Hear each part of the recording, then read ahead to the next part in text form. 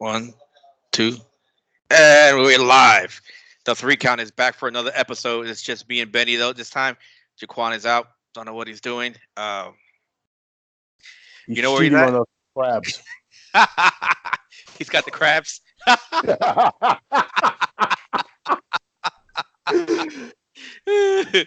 Oh man. So I'm kind of doing a little bit of double duty here. So don't mind me, people, if you see me looking up there. I'm watching Copa America game, Argentina, Colombia right now. Kind of timestamps what time we're recording this. So we're gonna talk about the how do we call this? The highly touted house show overseas that was exuberantly overpaid for. And if you're not sure what we're talking about the Saudi Arabia show, Super Showdown, and the cluster bomb that was of a show. Yeah. Oh man. Ugh. Let's just say I had it playing in the background.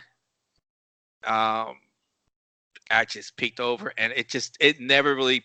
I mean, the first match kind of piqued my interest, but I was kind of thrown off because it was the Seth Rollins Baron Corbin match, Uh-huh. which I was kind of surprised that they did it so early. And then I laughed that they were gonna have Brock try and cash in, and then Paul Heyman fumbled the entrance into the ring, and, and then there goes the cash in.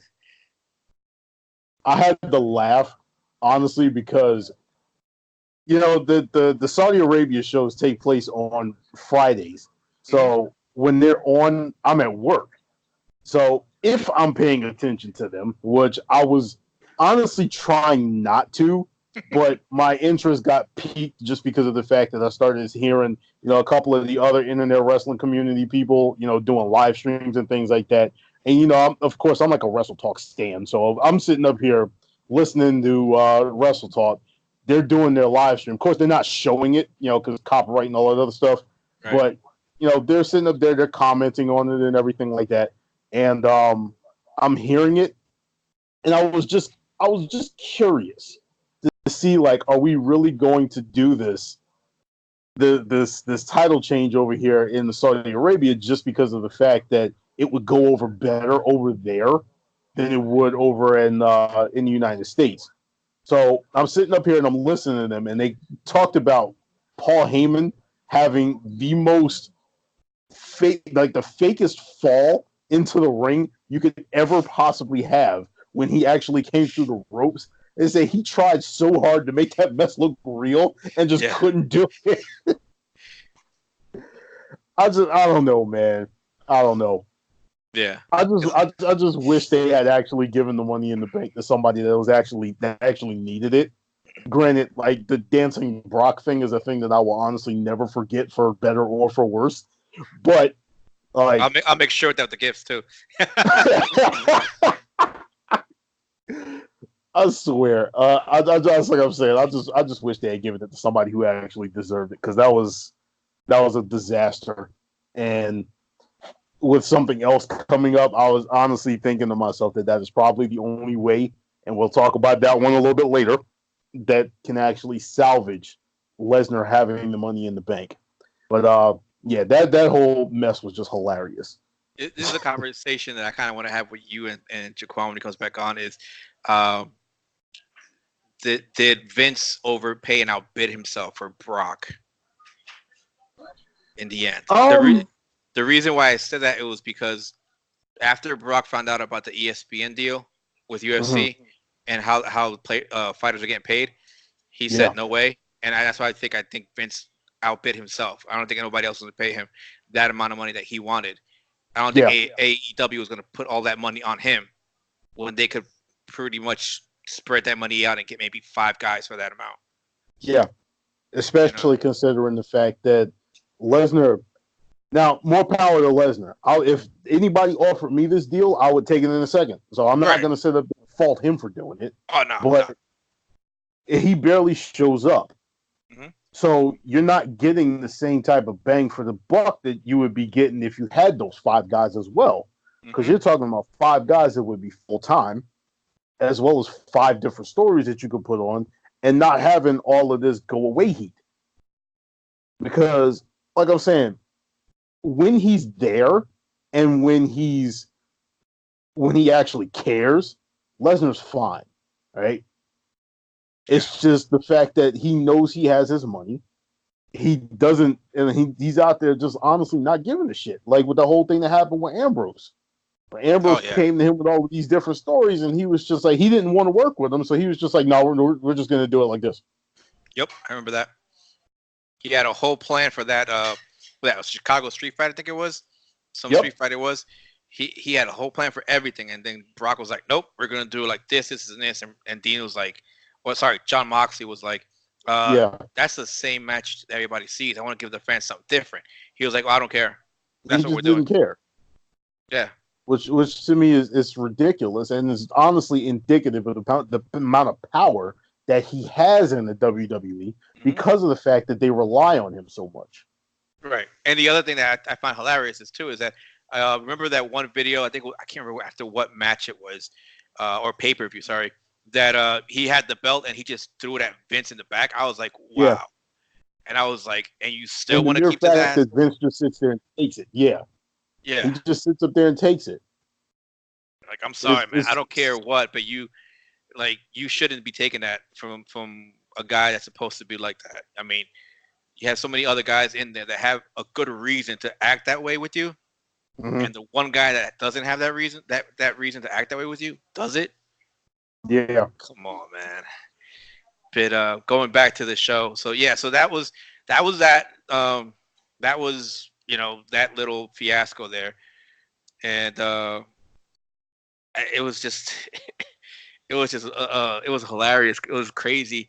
After that, man, what was the next match after that one? Let me look at this. I really don't even remember.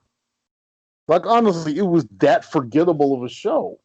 Oh yeah, it was the Demon Finn Balor versus Andrade, which wasn't that bad of a match. It was a pretty good match. I mean, of course, you're going to get a great match out of two of them, especially considering the fact that Andrade works well with pretty much everybody. And then when Balor goes out there, he's always good, but Demon Balor is so much more aggressive and good that it's just like, yo. It's just... Yeah. The only thing is that it didn't feel right without Selena Vega there, because she has that extra little thing in there. It's hard to describe it, but it's like because she's that outside presence, she adds something different to the match, and her not being there it was still a good match. Don't get me wrong, but it's like one of those where like she gives a little extra. Yeah, you felt like it was missing an element, and that element being her. Right. But that's the type that's the type of thing that you get when you deal with a country as progressive as Saudi Arabia. Yeah, I mean, give them credit. They're allowing Renee Young on the commentary box, but it's like I said. It's like when you guys mentioned that Natalya and Alexa Bliss flew out for a match, I was like, that's not going to happen. That ain't never going to happen. Not for apparently though. 3 years. Apparently though, from what I was hearing, the match was actually approved, but right when they got out there, they was just like, no, we're not going to do it. We changed our mind. So they flew them out there for nothing. Yeah, but so what they did, eventually what I heard was they put them to work, just meeting some of the fans, taking pictures, signing autographs, stuff like that. But again, like I said, I was like, this is why I say that whole thing with WWE and the Women's Revolution is bullcrap, because now you have another year, another show, and the women aren't doing jack. This is the third one now. We're gonna go to the fourth in a few months, and they're not gonna do anything. And it's nothing against the women, but they should have their own pay-per-view in order for this, because that way you spotlight them.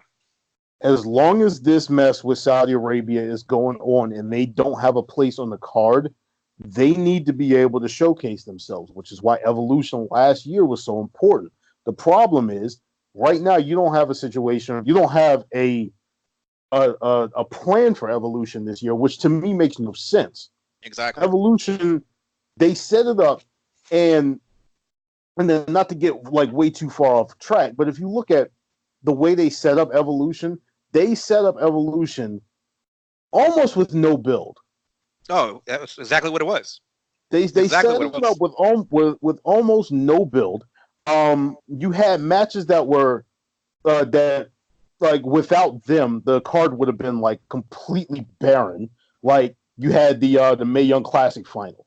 All right. Then on top of that, you had the NXT Women's Championship being defended on there as well with I believe that was Kairi Sane and Shayna Baszler that time. But you had two matches that were technically not WWE matches, on top of the fact that you had people coming in for that battle royal that I don't think I've seen since. Like, so like they sat up there and they kind of set that show up for failure. You put it in the Nassau Coliseum. That building is falling apart. It is not a venue that you want to have. No disrespect to the Islander fans out there, but that building is not a building that you want to have like a current event taking place in. Or set up there, or a milestone event. Sorry to interrupt. Like a milestone event like that. You know, that's not. They said they sat up there. They had a bad venue. You had a card that was put together with very little build outside of Charlotte and Becky, and then on top of that, you sat up here and you had to rely on, these one-off acts like the Bella Twins to go out there and face off against Ronda Rousey. So at the time she was a full-timer, but right now, because of the fact that she's on her little impregnation vacation, you can call her a part-timer at the moment because she's not there. Right? Rousey had the title. You had the Bella Twins who came out of retirement for this event or whatever. You got a women's championship match taking place with people that are not here and they're not even relevant anymore. That whole event was set up horribly and went off amazingly. That right there tells you, like, people, WWE fans, and I'm not even putting it out there for like, the whole, all right, the people that are, chanting like we want, women equal rights and everything like that. That's not even what I'm putting it there. You got everybody wanting this. It's not just people, chanting like for the women's revolution. But that shows you how important that revolution actually is. All right. Push it. No, it's important. It's just make it an actual thing. Yeah, it's important, but it's just like, don't get me wrong, it is important. I'm not saying that it's not. What I'm trying to say is that their emphasis that they're at the forefront of it, their emphasis that they have it, they're in the process of it, is a joke. That's a joke. I completely get you. That's a joke. But like I'm saying, they have the opportunity, and it's not just with this right here, but it's just this is what we're focused on at the moment. They have the opportunity with several different things to actually make a complete difference and have this, like, their whole outlook or how they look from, the actual public perspective. They have the opportunity to actually change all of that. The problem is they don't want to do it. They want to be stuck in their, continuous little loop of just feeding Vince whatever he wants to see. And that's not how to turn this around. Like, you guys, your ratings are dropping. AEW is out there. They're not even putting on they're not even putting on TV shows, and they're kicking your ass. They're selling out in 15 minutes. Yeah. For shows in, like, what is it, 2 months from now? End of August, you got, All Out. Yeah. Come on, man. Continuing. Let's go continue. So after that, the Demon and Andrade, Finn Balor, of course, retained, but after that was Shane McMahon and Roman Reigns, which we spoke about this before we started recording, but this goes to that whole pushing of Shane McMahon, and like you said, 5 hours of TV time, and he takes up a third of that. Yep. And now they're pushing him. I've been sitting up here, and this is going to go into a whole nother thing, and this is the other thing that I was talking about with the Brock Lesnar cash-in. Not rumor. It is a source of WrestleVotes said it was their opinion that Shane McMahon is going to be the one that dethrones Kofi Kingston. The only way to save that as well as saving Lesnar, having that briefcase, is when Shane McMahon is out there celebrating like a maniac. Brock Lesnar comes in and not only German suplex him 432 times, he F5s him through every available table in that arena and takes that championship away from him. That's the only way that saves that. Because if they give him the opportunity to actually have a WWE championship run, this is going to be WWE's David Arquette moment from him holding this. He's got kids, right? But you know what? Brock Lesnar could F5 them too. That actually it would work that way. It's just, and that's probably gonna end up being SummerSlam. That's the way I look at it. They got to build them up, and I just think it's funny because it plays out like what I said. Kofi's gonna retain until SummerSlam because he has to get him through the Saudi show. Yep. Because again, Daniel Bryan didn't want to go. Yep. He was a no-show. But he's not gonna go because he's completely against that. Which I got no problem with it whatsoever. I think he went the first time. I think he went the first to Greatest Royal Rumble, but what happened is, because he was the one that was out there, and everybody was like hoping that he won the Royal Rumble out there.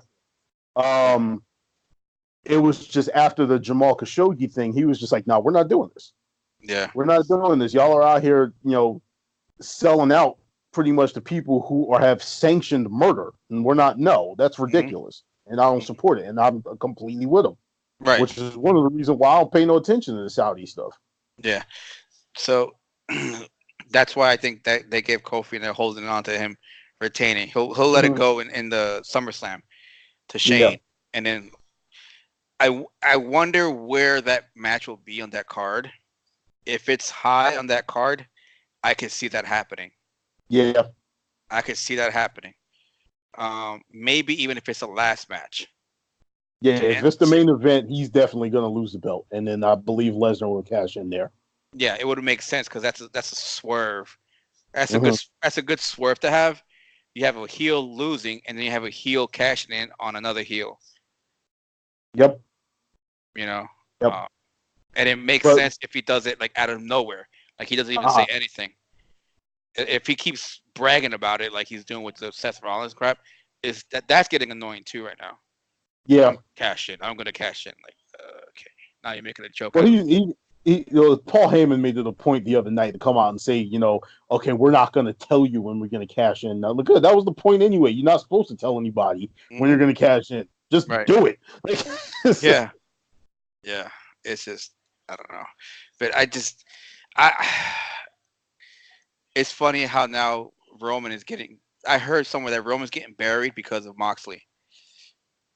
Yeah, I could actually see that as something, just because of the fact that Vince can't take it out on Moxley, so he's going to take it out on Moxley's boy. Yeah, he can't take it out on Renee because that'd be too Rollins, obvious.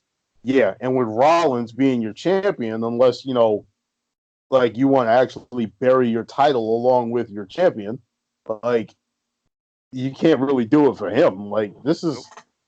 And that goes towards like some of the pettiness that like we're going to be talking about in this article. But like that honestly has to stop. That honestly has to stop. And I was hearing something speaking about the Shane McMahon thing. Up until Stomping Ground, which I will maintain is the stupidest name for pay-per-view I've ever heard in my entire life. Worse than Great Balls of Fire? Yes. Yes. That Shane McMahon this year in 2019 had a match on every single pay-per-view leading up to that.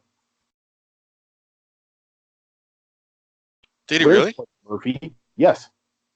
Where's Buddy Murphy? Where's Ember Moon? Where are the War Raiders? Why is Aleister Black still hiding in the closet?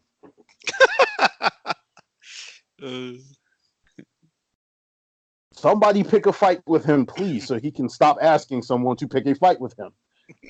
I cannot stand this main roster booking.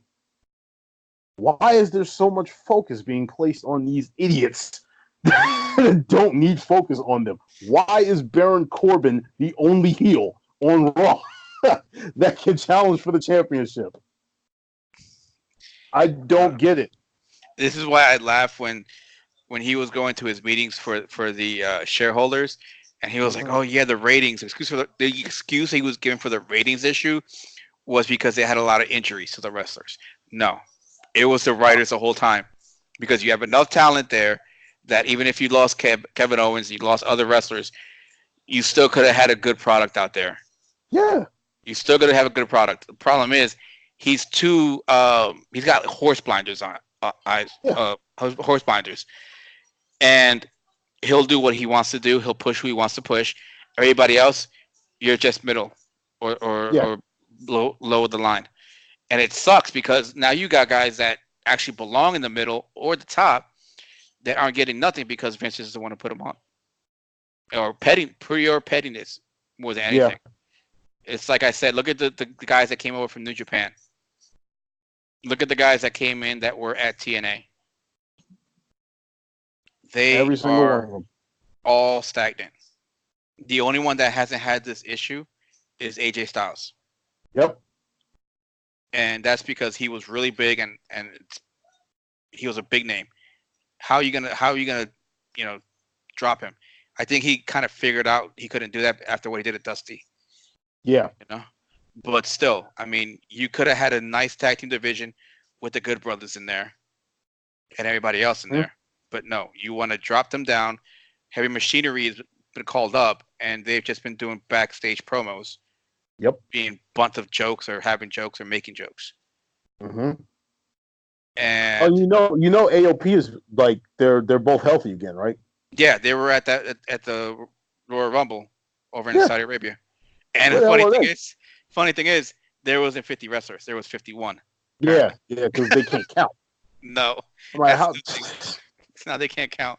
But the whole thing here is that you have a tag team division. You have at least a decent one. I'll call it decent. It could be good, but the writing is horrible. Yeah. And then you have a women's tag team title, but you're not even building that. Bro, the Iconics have won 2 matches. 2. Whether singles or tag team. They have won 2 matches since WrestleMania. Both of them against jobbers. Yep. This is what Sasha Banks was afraid of. This is why she was so pissed off when she found out that they would be losing the championship. She said, we don't want to turn these belts into a joke and make them irrelevant. And that's exactly what they're doing. Yep. They sat up there a couple of weeks ago saying, oh, the Iconics, they're now the longest reigning women's tag team champions of all time. Great. How many times did they defended them? And to who? Like the only times they've actually gone out there and defended the titles, if I remember correctly, were those 2 jobber teams that they faced. Yeah. That was it. That was it. They haven't been defended on a pay-per-view yet since WrestleMania. They haven't been defended, on top of the fact that they don't even know who they want to actually go up against them for those championships. They sat up there and they brought up Kairi Sane, teamed her up with Asuka, which made no sense out of the fact that, hey, look, they're both Asian. And apparently they hate each other. I think you brought that's from what I heard. Like, from what I heard, they beef with each other. They don't like each other. Like, it's just, but like I said, don't quote me on that. That's just something I heard. Mm-hmm. But the 2 of them are a tag team, and they fell off the face of the earth. Yeah. Then you had this situation where you may have been building towards Alexa Bliss and Nikki Cross going for the titles, and now all of a sudden Alexa Bliss is in a championship match against Bayley. Yeah, it doesn't make sense. Where's the continuity? There is none, man. It's people are asking, why is Sasha being this? Why is Sasha being that? Hello, look at what's gone on with the women's tag team title. Exactly. Look what Exactly. they were saying. They were supposed to be defended on all brands, Raw, SmackDown, NXT. And since she and Bailey showed up on NXT, those belts have not been back there since. Nope, nope. What is the issue? You got people that could go out there and actually make good tag teams. Hmm. Hell, what are Jessamine Duke and Marina Shafir doing right now? Aside from backing up Shayna Baszler. Yeah, and here's the thing: is you have you have enough you can put on both brands to fight for that one belt. You have enough women there because you only have you, of the 10 women you have in each on each roster, you only Mm-hmm. use 3 for the main belt. Yep. So you out of the 7, you can actually pair up 2 of them, so have 2 teams and make challengers. Yep. And what's crazy, like I said, you have this situation where you have the dumbest beefs going on right now. Does Sonya Deville and Mandy Rose have something against reading or playing the Nintendo Switch? I Because don't. apparently that's the beef they have with Ember Moon right now. It's some stupid shit, man. I don't. I'm like, I'm not gonna sit up here and I'm not gonna sit up here and immediately discredit it just because of the fact that thank you, Ember Moon is at least starting little by little to show back up on TV, but and hopefully it goes somewhere from there. But why is it that the actual feuds and stuff that go on within the women's division are centered around such stupid stuff? You would never see something. Well, I ain't gonna say that. I was just about to say you would never see some nonsense like that when it comes to like the men. But when it comes to the women's division, you got to sit up there and okay, you two are feuding because you don't like somebody she's friends with. That's the feud. Yeah. That's really the feud. Aside from the match that put Alexa Bliss into the championship, the triple threat match, you have Alexa Bliss. Her whole beef with Bailey is Bailey liked some mean tweets about her. To which Yeah. Bailey responded, "How do you even know what I liked and what I didn't? You have me blocked." Yeah. So this is what we're building these feuds around, and then you wonder why the product is so stale. And here's the other thing, because Nia Jax is out, Tamina's like sitting in the back. Tamina apparently is teamed back up with Naomi.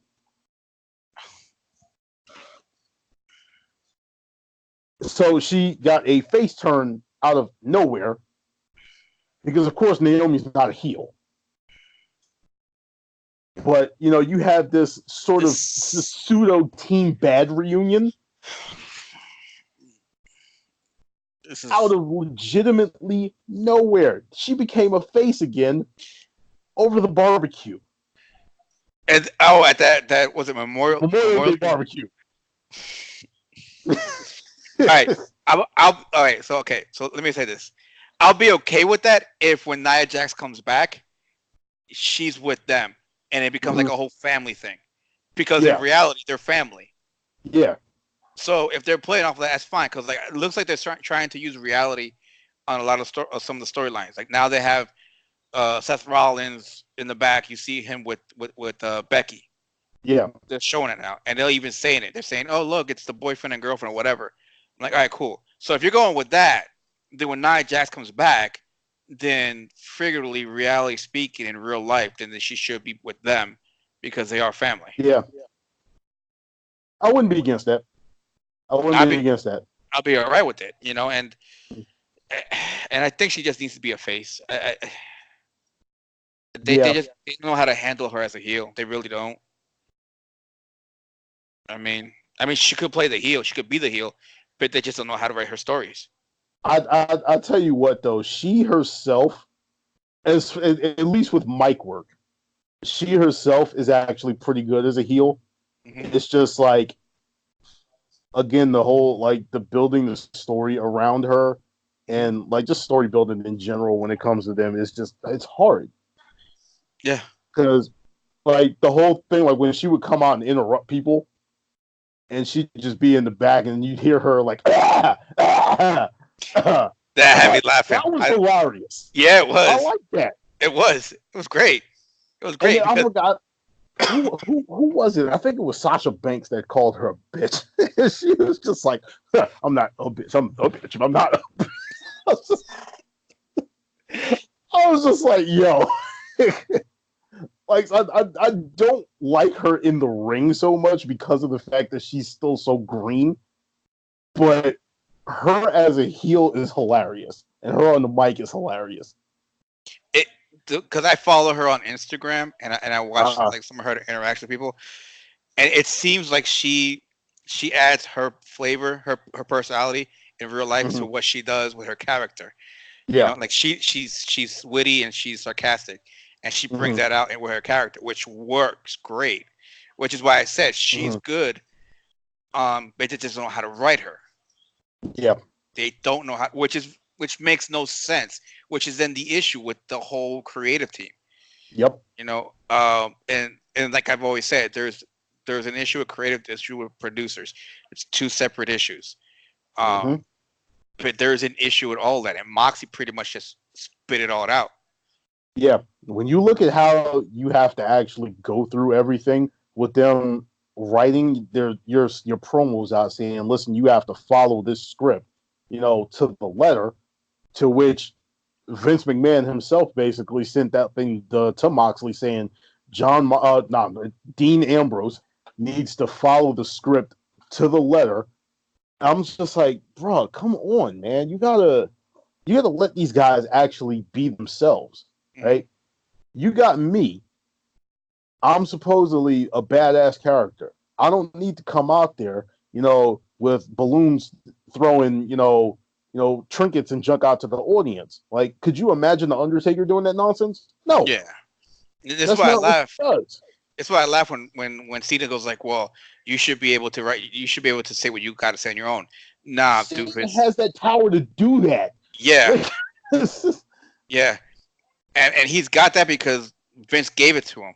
Because yeah, when he was at the Doctor Thugonomics, before they started writing people's promos, he proved that he can do his own stuff, and he yep. was good at it. You know, Hmm. he was good at it. The problem happened to be, I think it was when I stopped watching in that big lull period. Apparently, Yeah.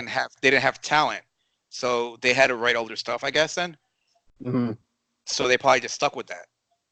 And the basically like the hierarchy that Vince basically built in there, it has this whole nonsense thing where you have to go through person after person after person after person after person just to get to Vince McMahon or whatever. And then at times or whatever, when he presents some nonsense with you, like the pooper scooper thing with Moxley, or the two cancer lines that he got, and that had him trying to say, one of which he actually went out there and said, and then the other one he was just like, nah, I'm not doing it. I don't care what you say. Like, you actually have to go there, and you have to sometimes stand outside this man's office for hours at a time just trying to get in there to tell him, like, listen, this is stupid. We can't do this. Mm, it makes no sense. Nah, not at all. Not at all, man. I don't even remember where we were. What was the next match on the card? It was the Lars Sullivan versus that Lucha House Party, which Oh, it's I don't know where to go with that one because apparently somebody says that it's a way for them to kind of punish Lars for what he did with his I comments. know I know how to go with. I know which way to go with that. It's stupid, regardless of how you put it out there. Oh, of course. For two reasons. One, because take his comments out of it.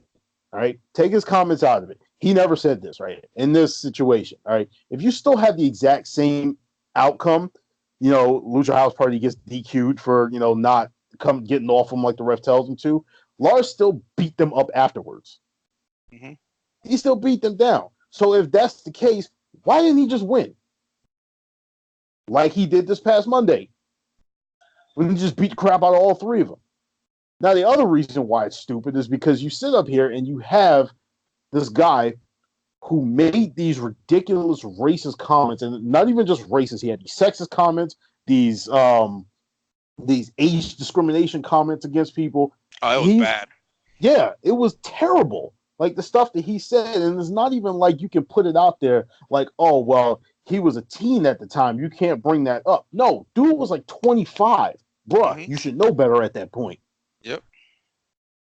Think before you hit send. How they tell people in the NFL in these rookie symposiums and stuff like that. Hmm. But you got this situation where you were forced to, by your sponsors, to fine this dude like $250,000. And you still insist on having, because of the fact that he was fined because of racist and ridiculous comments that he made, you have him out there facing a group of Mexicans as his first opponent. Yeah. Why does this not set alarms off for somebody? I just think it's stupid, man. I really do. You take Lucha House Party out of 205 for what? For what? You know? To be jobbers, Yeah. to big racists. Yeah. It's just it makes no sense. And here's the other thing is I don't even think they know what to do with them. One of the Lucha House Party is Kalisto. Now, Right. granted, I don't know much about Lince Dorado. I do know that Grand Metalik before he came in here was a huge name, though. No, that guy's good. That guy is good. And I heard he wants to leave when his contract ends. I wouldn't be surprised. He wants to leave. I wouldn't be surprised. But like I said, one of your main guys is Kalisto. If Kalisto, a former United States champion, I might add, Kalisto, you have somebody who can actually add some credibility to that group as far as the WWE or the audience goes. Like I said, because your outside audience, they would know who Grand Metalik is. All right. Mm-hmm. But Kalisto, being the WWE guy of the three of them, he's actually had, success. If I remember correctly, isn't he still he's a former tag team champion, right? With the Lucha Dragons? Did they win the championships? Because I don't remember. That's a good question. I don't think so. I know they had tag team matches, but I don't know if they won it though. I cannot either 100%. Either way it goes, I know Sin Cara has held gold. I know, Kalisto has held gold. He's actually held gold recently. Mm-hmm. You brought these guys onto this show for legitimately no reason other than to go out there and carry a piñata and just be as Mexican as possible, which is ridiculous. And the funny thing is, Lince Dorado's Puerto Rican.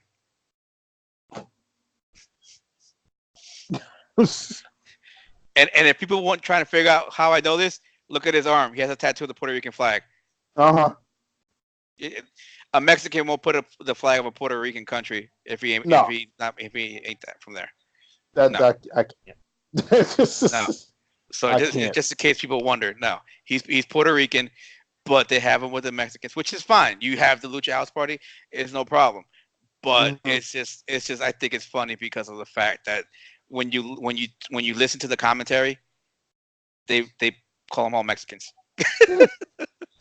When Lince Dorado is Puerto Rican, like 100%. Look at the tattoo. And you know what makes it crazy though? And I would really like for them to go in this direction, but you know good and well they're not going to. You have, when Mysterio comes back, the opportunity to put his plan in motion to actually have that Latino faction. Oh, yeah. You got Andrade. You got Rey. You have the Lucha House Party. Put them together. You have your LWO again. Well, where's Sin Cara? Is he hurt? I don't know. I believe the last time I heard Sin Cara, it was either him or Kalisto. They had gone on vacation with Sasha. It was Kalisto. It was They're really good friends. Like they're like the families go together. They're that close. Like all four of them go together. Yeah. I thought she said Sin Cara, but I couldn't remember. unless he probably joined them. But I mean, I haven't seen him on TV. I don't know. When was the last time I saw Nah. Sin Cara on TV? I don't even know, man. Like that's Well, another thing that you could add to possibly that. hurt, but that's another one you can add to the list, just like you just said. Give me like 2 seconds. Y'all gonna see my face all up in the screen or whatever like that. Because now I need to look this up and see where he is.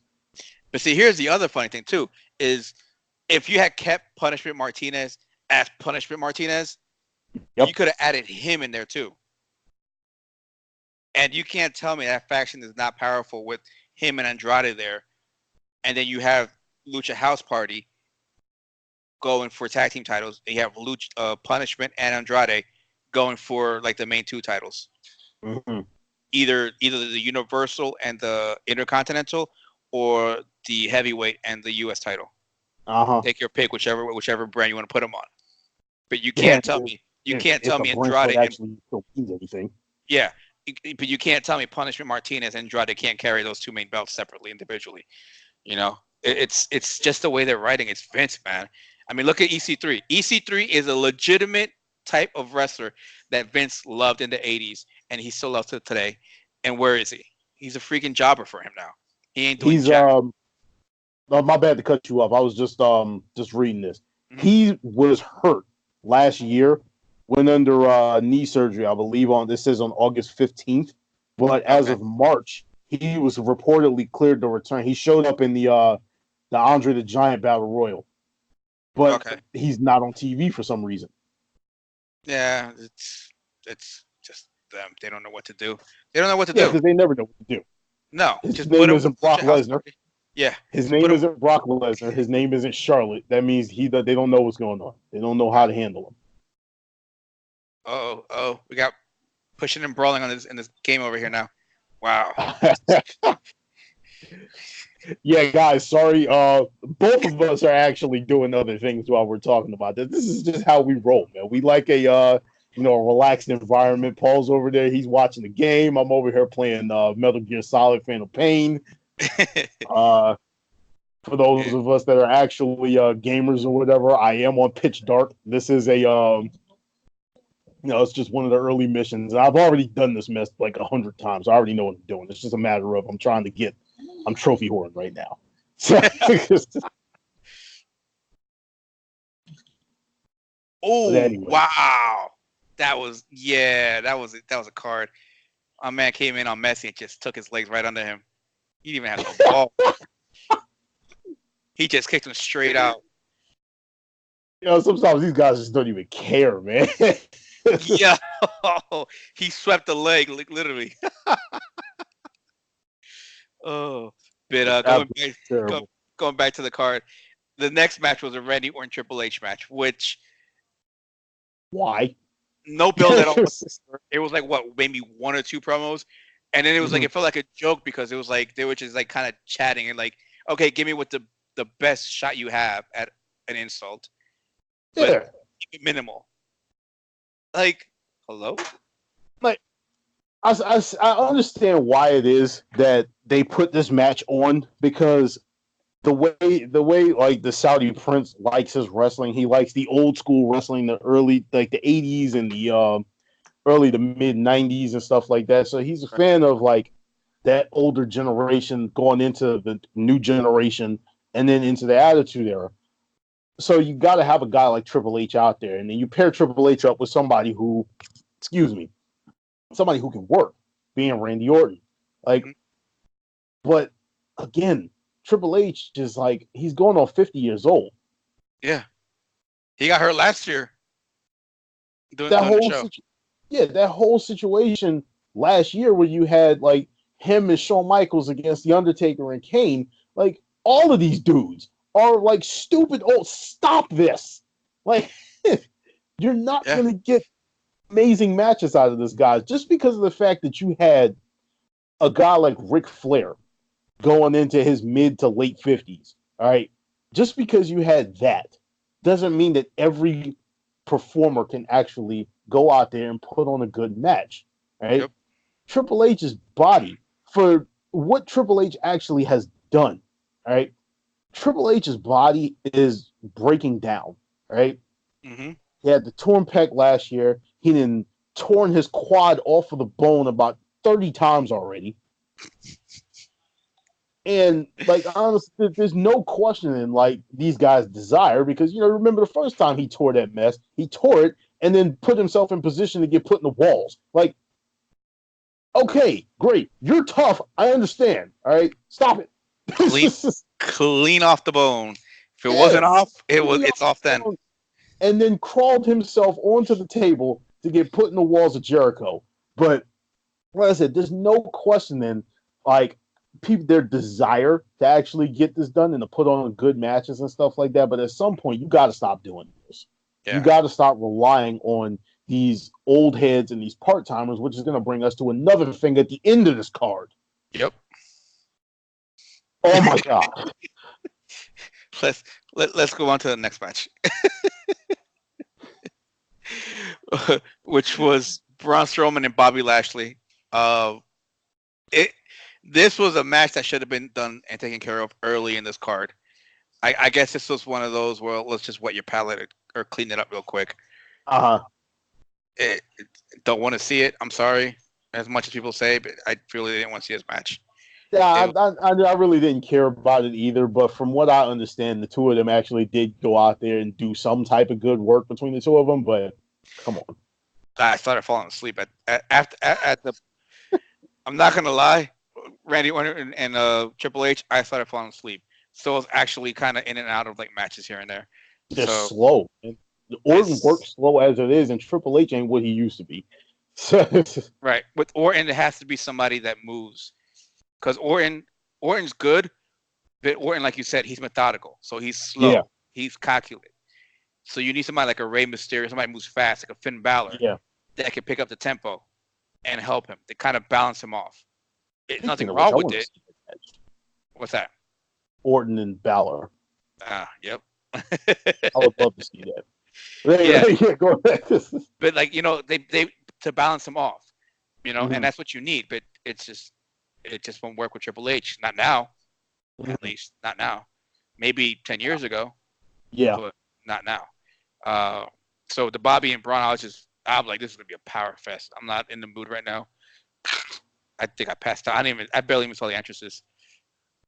So. Yeah, if I remember correctly, like I said, where I was working at last week, not last week, whenever that shit was, I was actually in and out of the cell phone network, so I did drop the signal every once in a while, so I wasn't able to see the whole thing or listen to the whole thing. So I don't remember like any type of commentary on like a couple of the matches, but I do know that they were sitting up there doing a whole bunch of like really athletic stuff, which I would love for them to actually portray more often with some of these big guys. Like when it comes to the War Raiders, you saw the match with them right before WrestleMania, with the two of them were taking on Aleister Black and Ricochet. These guys are flipping all over the place. You got these giant dudes jumping off the top rope outside, doing dives outside the ring. Let them show their athleticism. Mm-hmm. Everybody that comes in there that's over a certain weight does not have to sit up there and, body slam, maybe a suplex. That's not how this has to go. All right. Bobby Lashley is a freak athlete. Oh, yeah. He is an absolute freak athlete. Like with that little 5-6 minute match that he had with Balor at WrestleMania, I want to see more of that Lashley. I don't want to see the rest holds.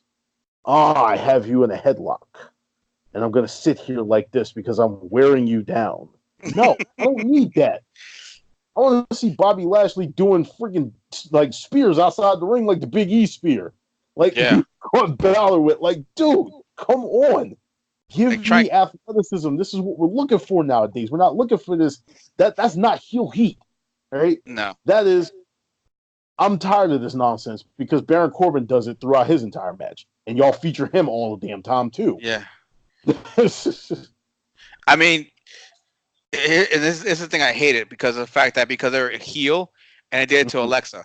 It's like, oh, you can't do that. That's a face move. Mm-hmm. You if you leave a wrestler to that they can't do certain moves, especially when it's like half of their moves and a finisher and a half, maybe Now you're telling the wrestler to to rebuild nerf their themselves, moveset. rebuild their Yeah, entire set.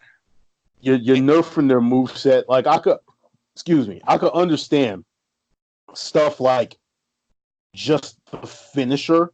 If a finisher is a move that puts off a big pop, like Orton when he came back and he attacked AJ Styles, not AJ, right when he came back as a heel, he was refusing to do the RKO for a while. Mm-hmm. Like he would tease it, but he wouldn't do it because they knew it was going to get a pop. That's fine. But when you want to sit up there and you want to legitimately nerf an entire person's moveset, that's ridiculous. I would like to see Rey Mysterio turn heel just for that. Yeah, because What are you going to do with him? Alexa Bliss, her movesets all based off of her gymnastics background. Yeah. And then they say, oh, you can't do that because it's all face moves. No, just change the damn name of the move. That's it. Yeah. It's not even that. Ember Moon. You can't turn Ember Moon heel just because of the eclipse. Yeah. If you turn her heel, she can't do it now. That's ridiculous. That would be stupid because that's a damn good move. And what makes it so much worse is you have NXT that is telling you the exact opposite. Look at Adam Cole. Adam Cole. City Playboy. Adam Cole has moves that pop the crowd. Mm-hmm. That's not stopping him from doing them. No. Here's the thing, though. Like, why should you care if the move gets a pop or not as a face or a heel? You because want they the pop. think that crowd pop is negative heat for a heel. And I'm not beef for that. Yeah. Jaquan just got home. He's charging his phone. Yeah. I just saw that. That's all I was looking for. I mean, it's just dumb. That's the stupidity. And then they wonder why people want to leave. It's like, okay, I have no problem if you turn me from a face to a heel. Oh wait, now you're telling me I can't do certain moves because that's a face move? No. You know what? Like Cena. Cena kept his moves, but he just changed the names of it. Yeah. Why? Because, well, you know. Well, granted, one of the reasons was PG, but like it's just, but still, you can't have a guy, with the type of mindset or whatever of Cena being, super good guy, all colorful, Mister Make a Wish. You can't have him going out there, with a move called the FU. Yeah. Like so. But you can give him with the 5-knuckle shuffle though.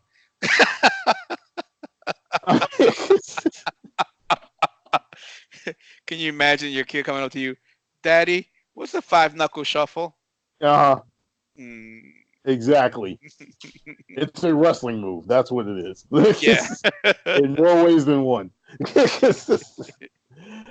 But like, I can't get with the way they actually handling this stuff, because when you nerf people the way that they do, it doesn't make me want to see them lose. It makes me not want to see them, period. Yeah, it was Alexa Bliss specifically. Yeah. It ruined her character because now it's like if you noticed it when she was in NXT, when she came up and she was a face, when they flipped her to heel, now it's like, okay, well, where's that? What was that? I can't remember her move. It was the Bliss something. What, Twisted Bliss? Yeah, Twisted Bliss. Yeah. Now she can't do that. It's like I don't see why not.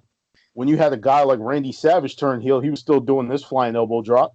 Yeah, and a Twisted Bliss is like it.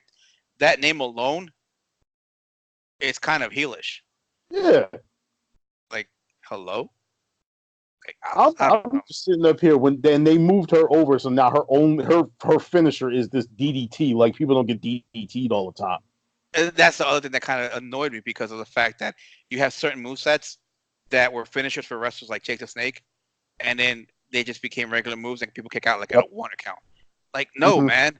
The whole thing with the DDT was like, I freaking drive you on your head and you're out. Mm-hmm. Unless you were building up to like kind of like what AEW does, and like you'll pop finisher off a finisher off finisher.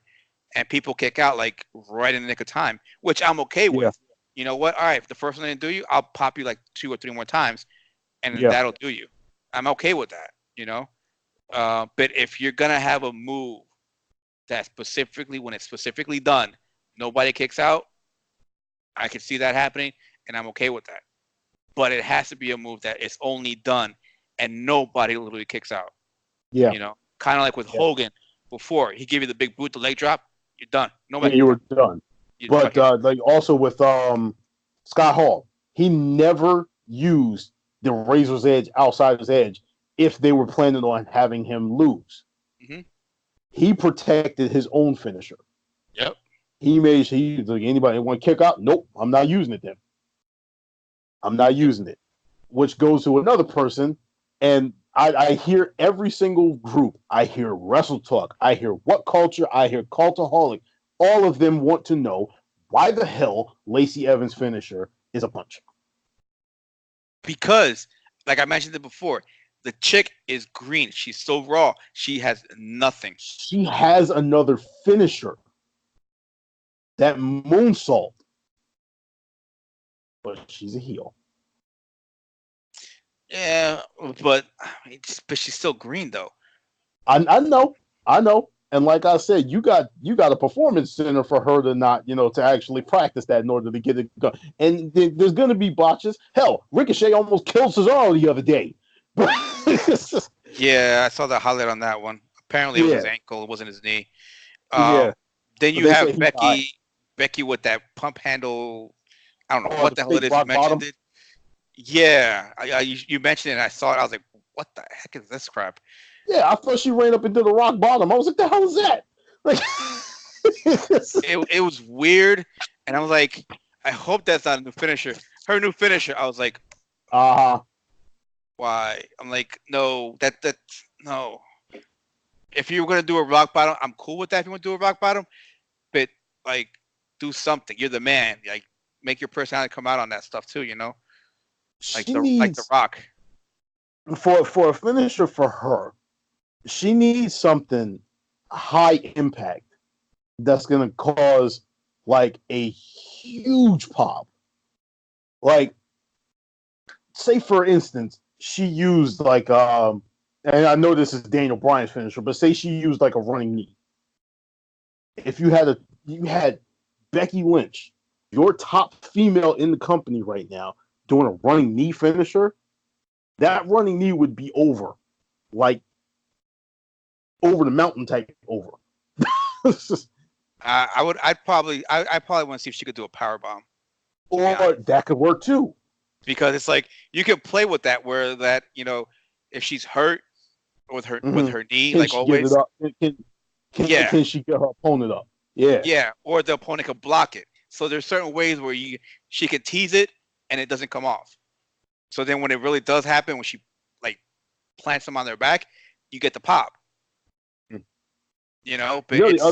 it's questionable the if she other could pick thing that I somebody was up though. the other thing that I was thinking about was one of those out of nowhere type moves. Right? You have your RKO, your Mm-hmm. Stone Cold Stunner, you have your Sweet Chin Music. Okay. Those three moves right there. And granted, I'm pretty sure you have other ones that can be hit pretty much out of nowhere. Hell, Trouble in Paradise, although that's a little friggin' that it takes a little while to actually get him rotating around on that one. But just think about how those moves are hit. Those moves, those freaking match-ending moves, just come completely out of the blue. That would be something right there that I would love to see Becky Lynch actually have, because somebody actually brought it up. If you take the four horsewomen, when it comes to ring work, Becky Lynch is probably at the bottom out of them. If you see the way that she moves in the ring, the stuff that she does, like, it's not to say that she's not good. It's to say that she's not as good as the rest of them. Right. Charlotte and Sasha are probably the top two. Yeah. And at that point, you have to. It depends on what you're looking at. Yeah. As to make your number one pick. Yeah. Because Sasha bumps like a mad woman, and she is willing to go out there and do all kinds of crazy nonsense in order to get her match, in order to get her match over. Charlotte is probably, to me, the most technically sound woman in the company.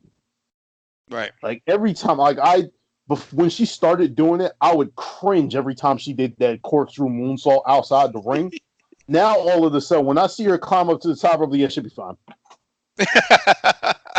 Just because I know she's so damn good at it, I'm just like, yeah, I ain't got nothing to worry about with her. She's not gonna botch this. But it's like I said, when you start talking about Becky, and like I said, I don't know, maybe she can do it too. But honestly, Becky is reminding me of Stone Cold post neck break.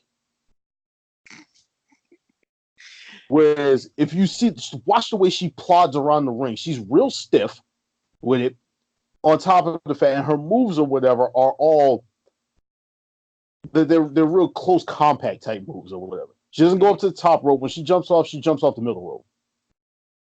Whenever I think her most technical move that she does is the Bex Floater, which is a great move. I love that move. Mm-hmm.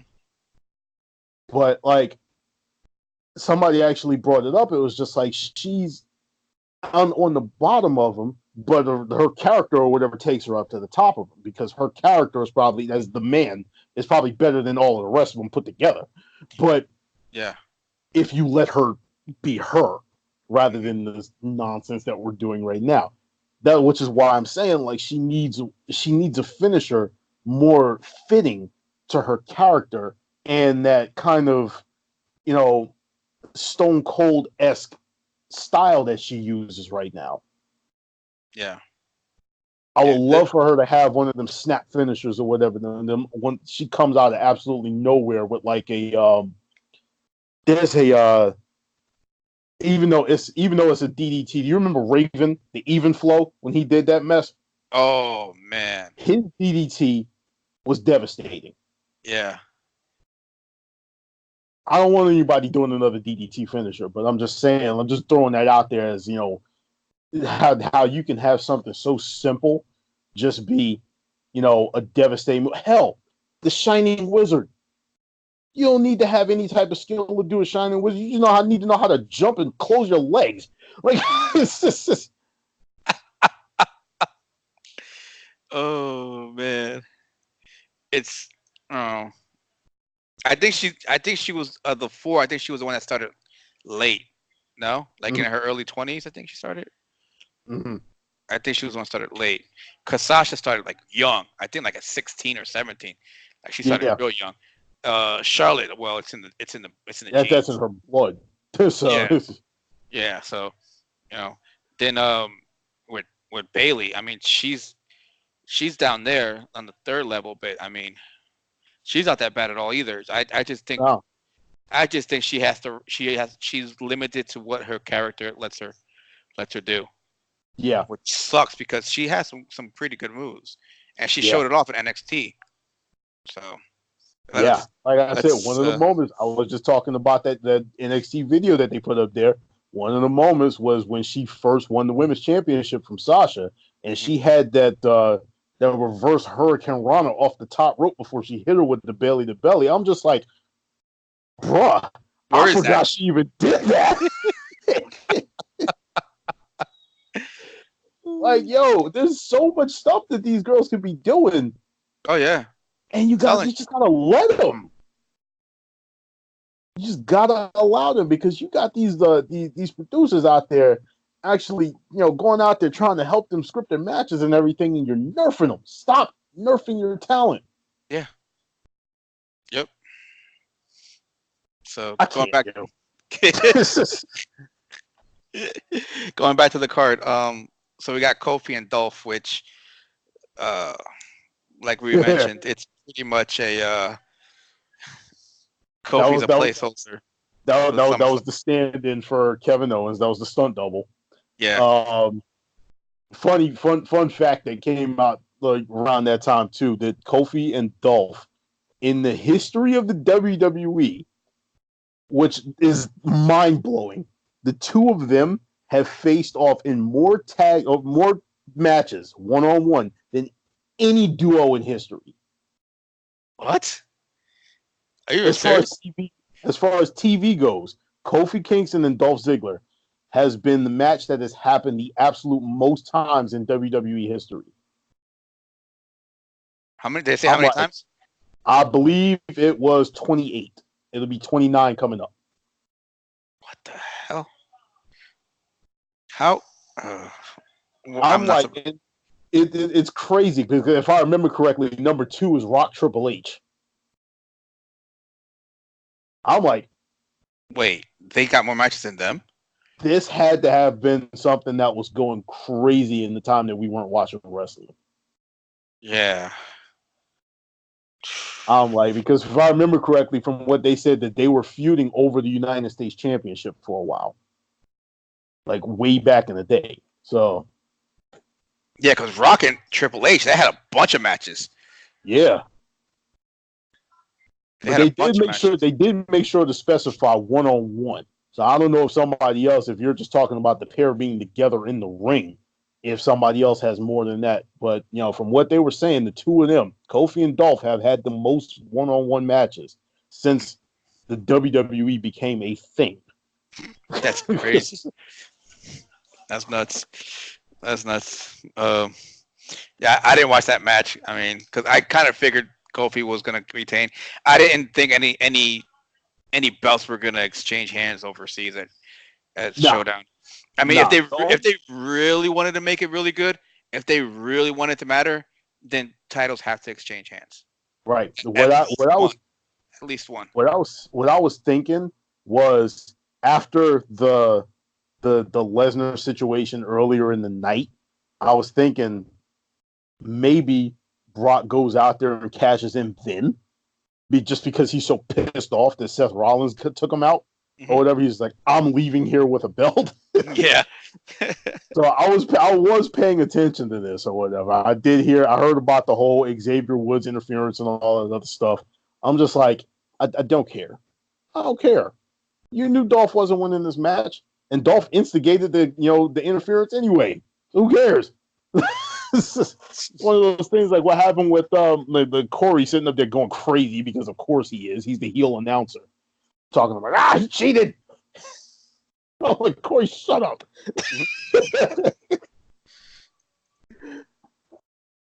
I don't know, man. This whole event was just a complete disaster. It was. We knew it was going to be. I mean, that's why we kind of didn't pay much mind to it.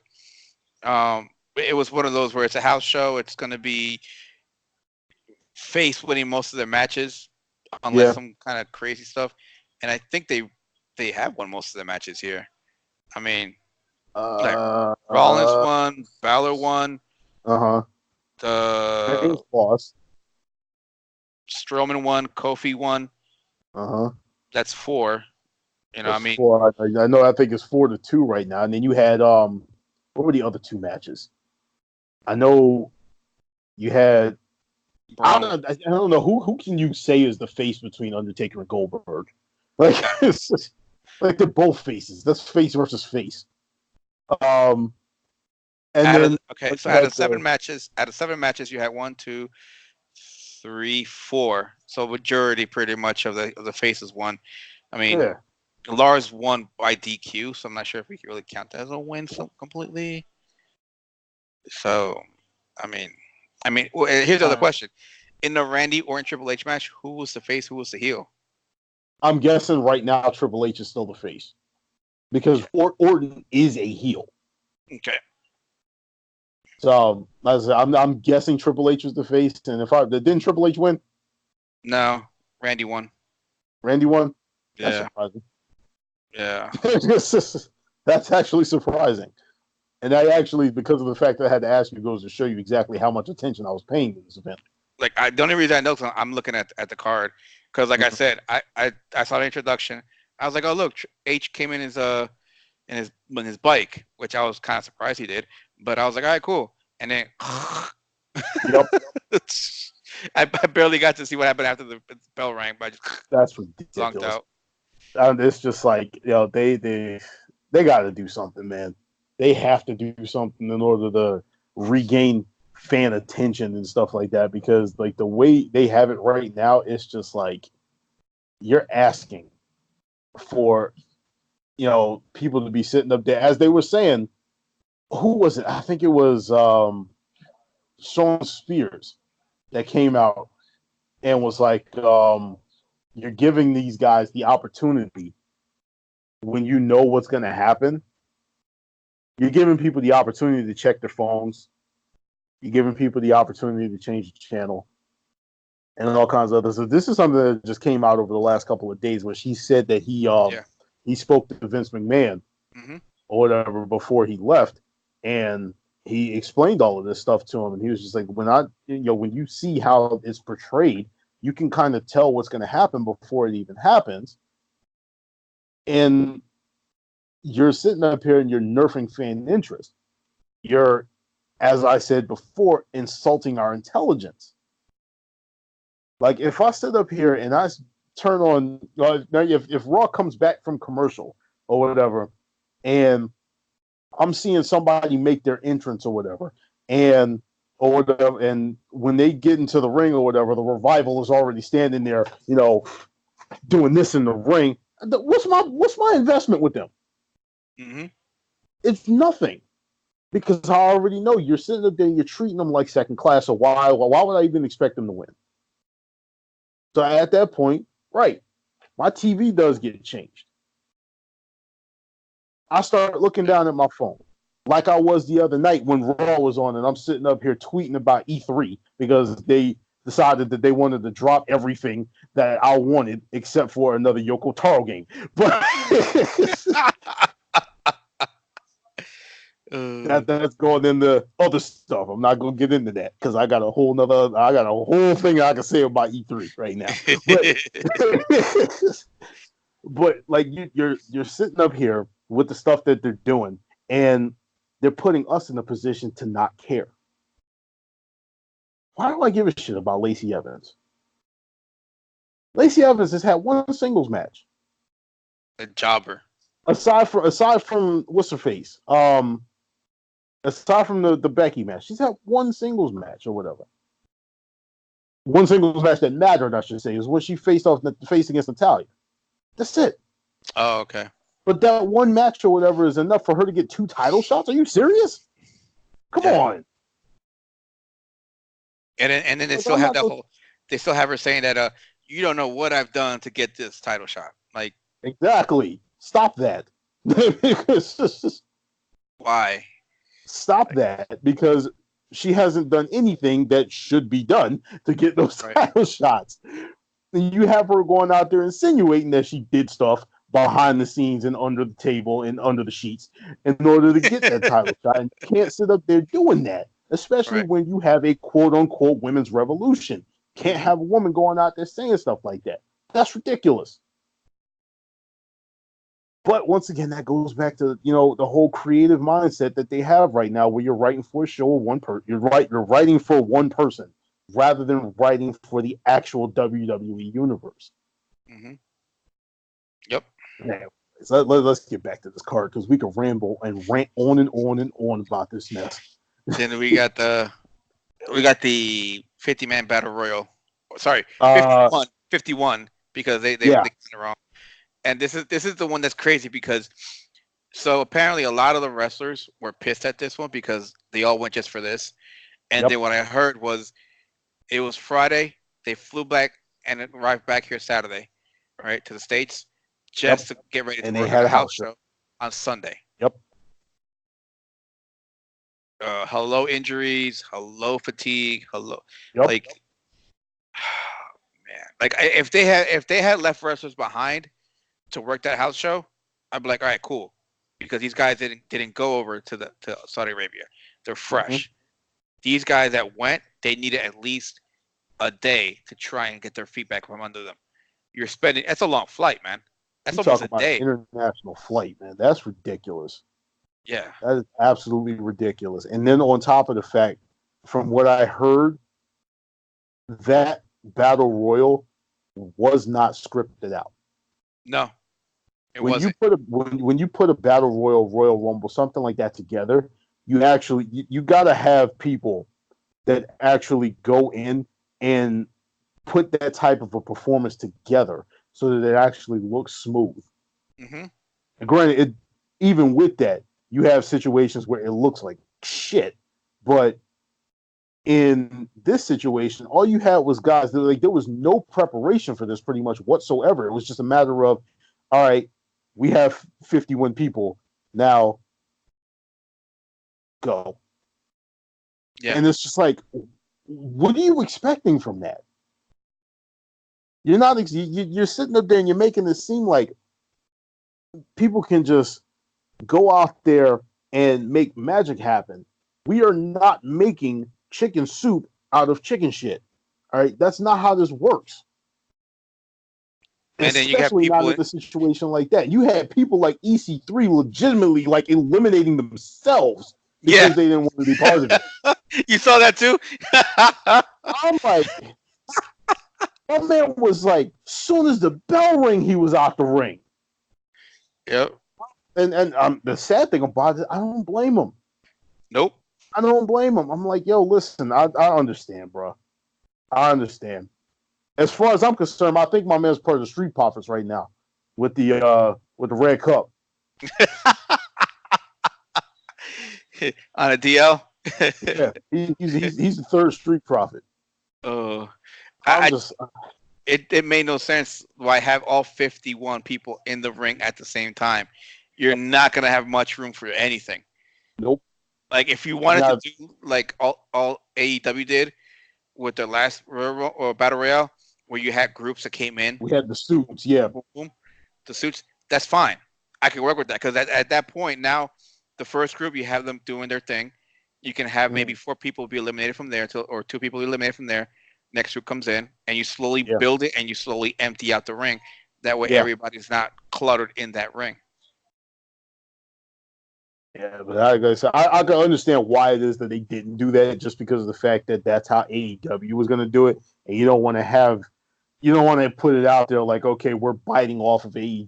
AEW had a better idea than we had, but even if that's the case, you have a situation where this show, if I remember correctly, how long did this shit go? I think it was like 3.5, maybe 4 hours. I put it at 3, maybe. I'll put it at 3. Make it a Royal Rumble. Make it an actual Royal Rumble. A Battle Royal. And it was crazy because up until this point, I'm up here trying to, just because of the fact that I don't pay attention, like, I'm up here trying to figure out for myself, like, what the hell is the difference between a Battle Royal and a Royal Rumble? And I could, for whatever reason, just couldn't, come up with an answer in my head until this event. Whereas the Battle Royal starts with everybody in the ring. Yep. That's ridiculous. What exactly makes you think that having 51 people in a ring at the same time is a good idea? Yeah. Well, the Battle Royales aren't supposed to have that many people, to be honest. They're not. They're supposed to be 20 to 30 people where you have enough room to kind of still move around. With the 50, I was like, wow. Okay, you got AOP in there. You got Heavy Machinery. Who else is in there? You had like all big of which are mad huge. Yeah, guys that are taking up a lot of room, like maybe for 2 people in this ring. Like, and you specifically think this is going to be safe for everybody in this ring and in this match? Like, where's your head at? I don't know. And then you wonder why people are getting hurt. Because there's no direction. You're not saying, okay, you're getting eliminated by this person, or you're eliminated first, blah, blah, blah, whatever. No. It's like, all right, guys go in, and the local guy's going to win. Number 51, he's going to win. Which I kind of saw coming when I saw he was there. What's that? Which I don't have a problem with. Let them take the victory. Right. And which I saw coming when I saw.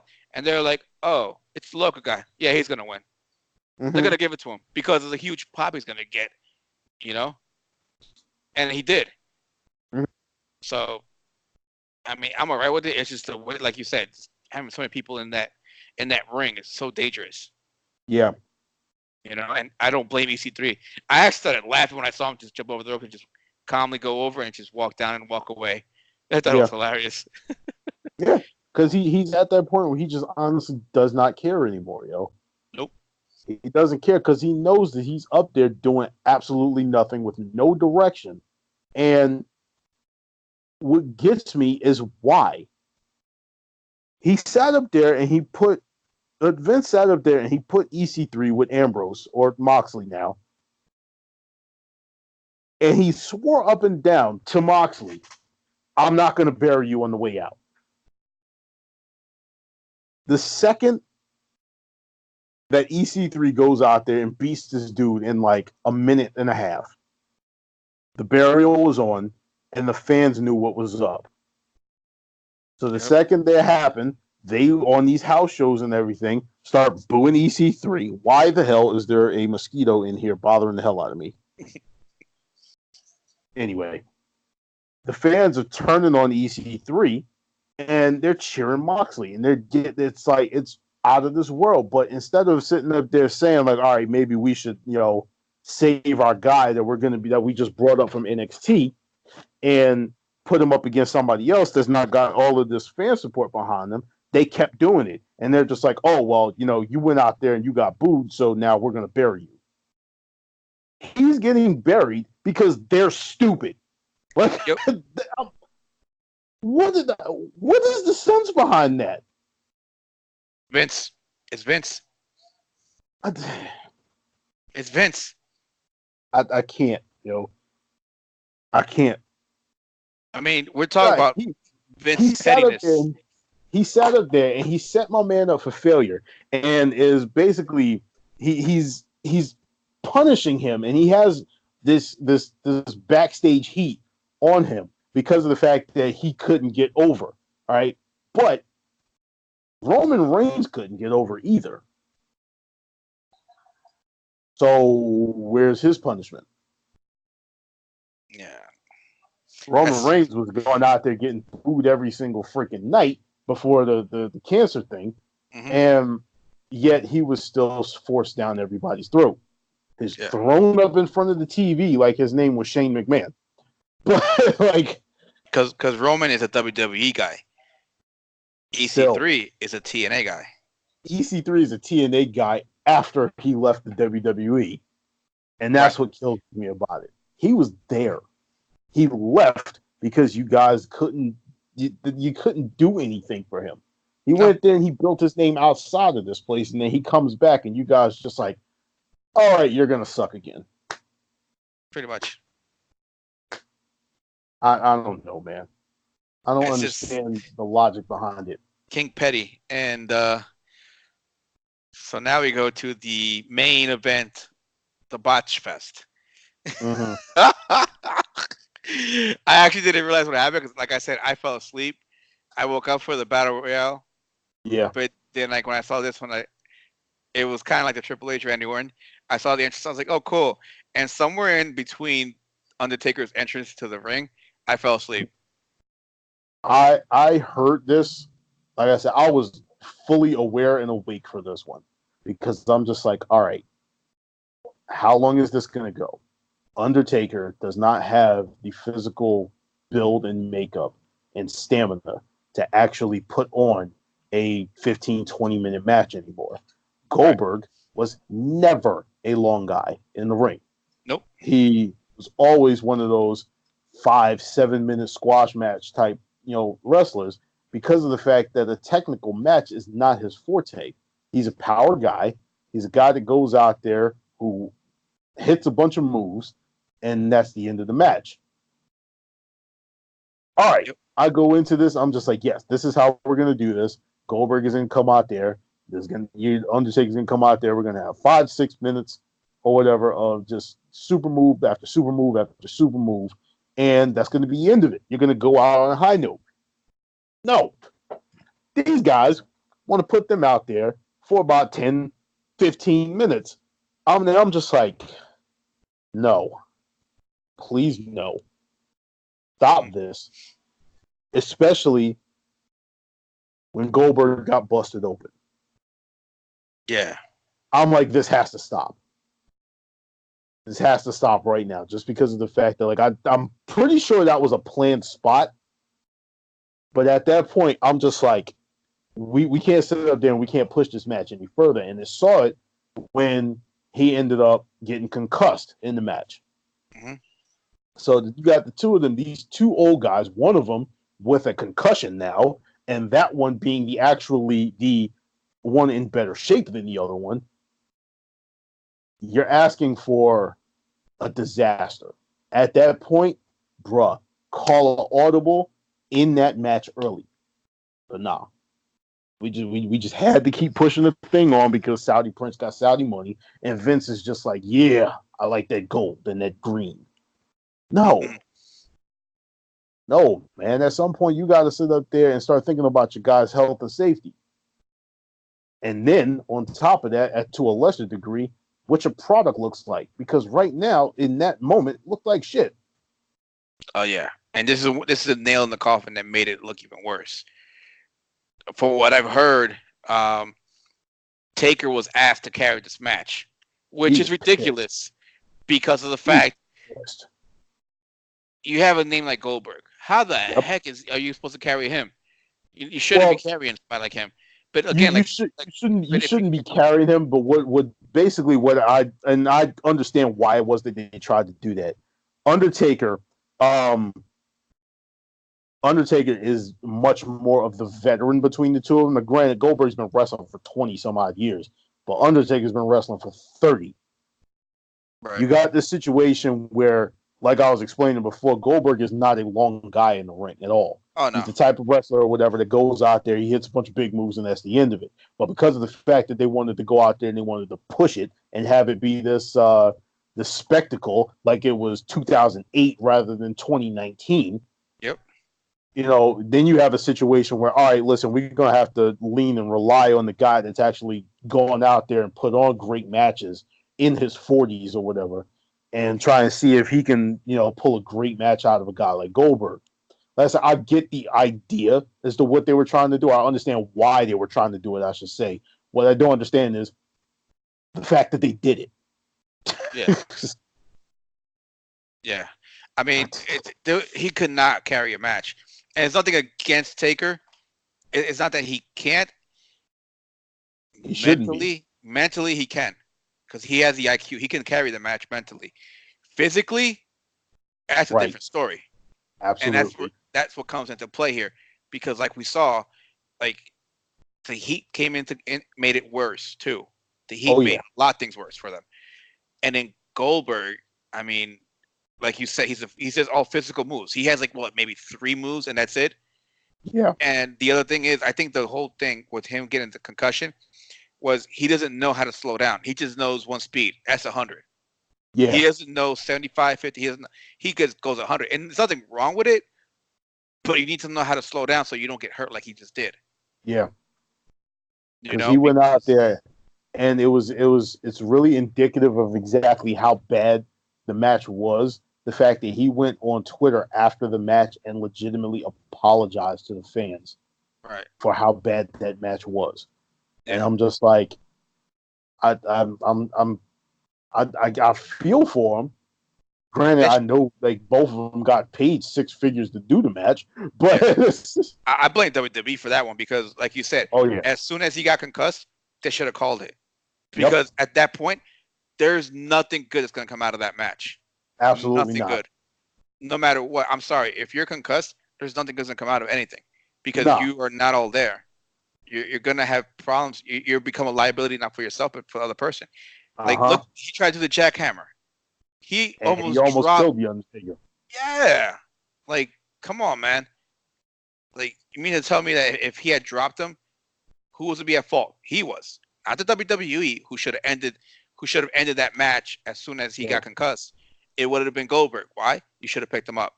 But and they would have been sitting up there putting it on him like it was some Seth Rollins Sting type mess. Mm-hmm. To which, that would have been completely unfair at that point. Yep.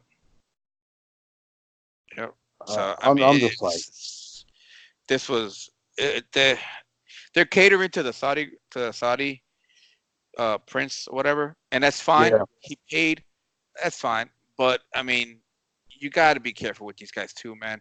They have families. Yeah. They need to live their lives. Like Undertaker, just let the guy retire already. Yeah, and you know what makes it so much worse when it comes to a guy like the Undertaker. This is the 3rd Saudi match that he's had. I believe, I think so. after his so-called retirement at the hands of Roman Reigns at WrestleMania. Hmm. Now, what have you done to The Undertaker's legacy with these matches like this? You sat up here and granted, you can't sit up there to say it is completely tainted, but you have put a couple black marks on his legacy. You got the Brock match. Now you got this Roman squash match, both of which at WrestleMania. Which, okay, fine. Put over an up and coming guy on your way out the door. That's how tradition is, and that's not. I don't think that's going to change anytime soon. Fine, I have no problem with that. But then you got to sit up here and look at the fact that my man had gone out there and had a stink up match against Triple H. You had a stink up match with the Brother Destruction against DX, and now you had this disaster with Goldberg. Are you going to sit up here and allow this right here, to be the final image of the Undertaker? I doubt that they're going to say like, okay, we can't have him. We're going to let him go out on this. I doubt they're going to do that.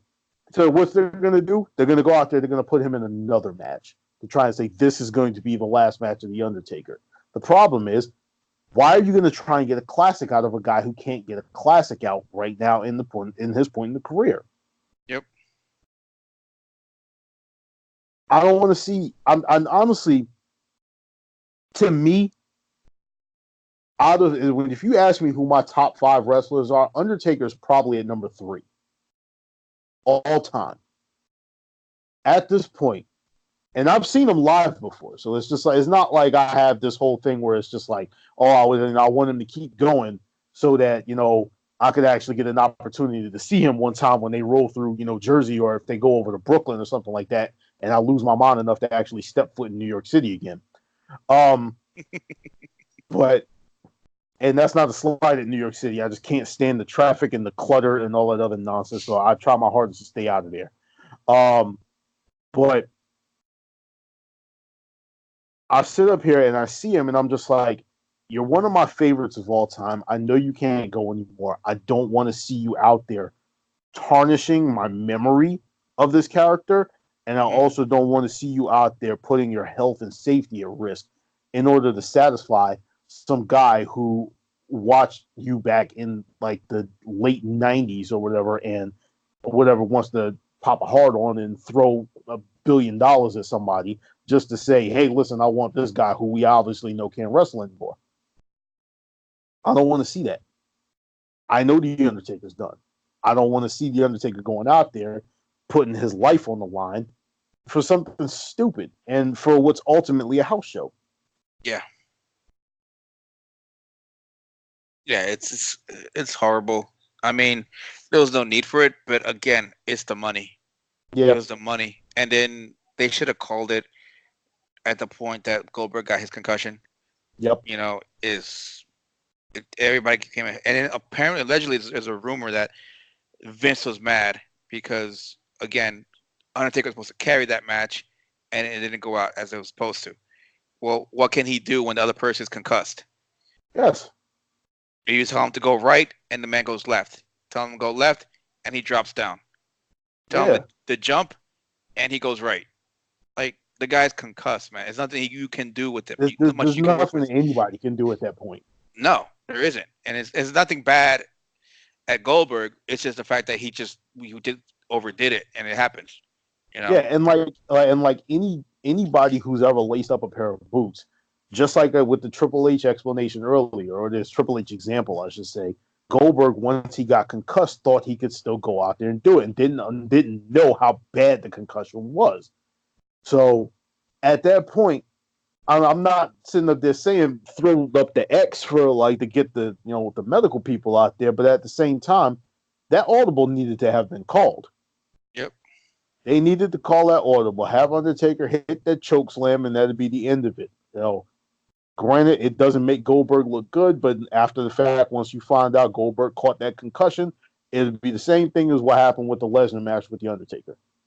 Undertaker got concussed all kinds of early in that match, and then it turned into a squash. Fine. It is what it is. You can't expect anything out of that from there.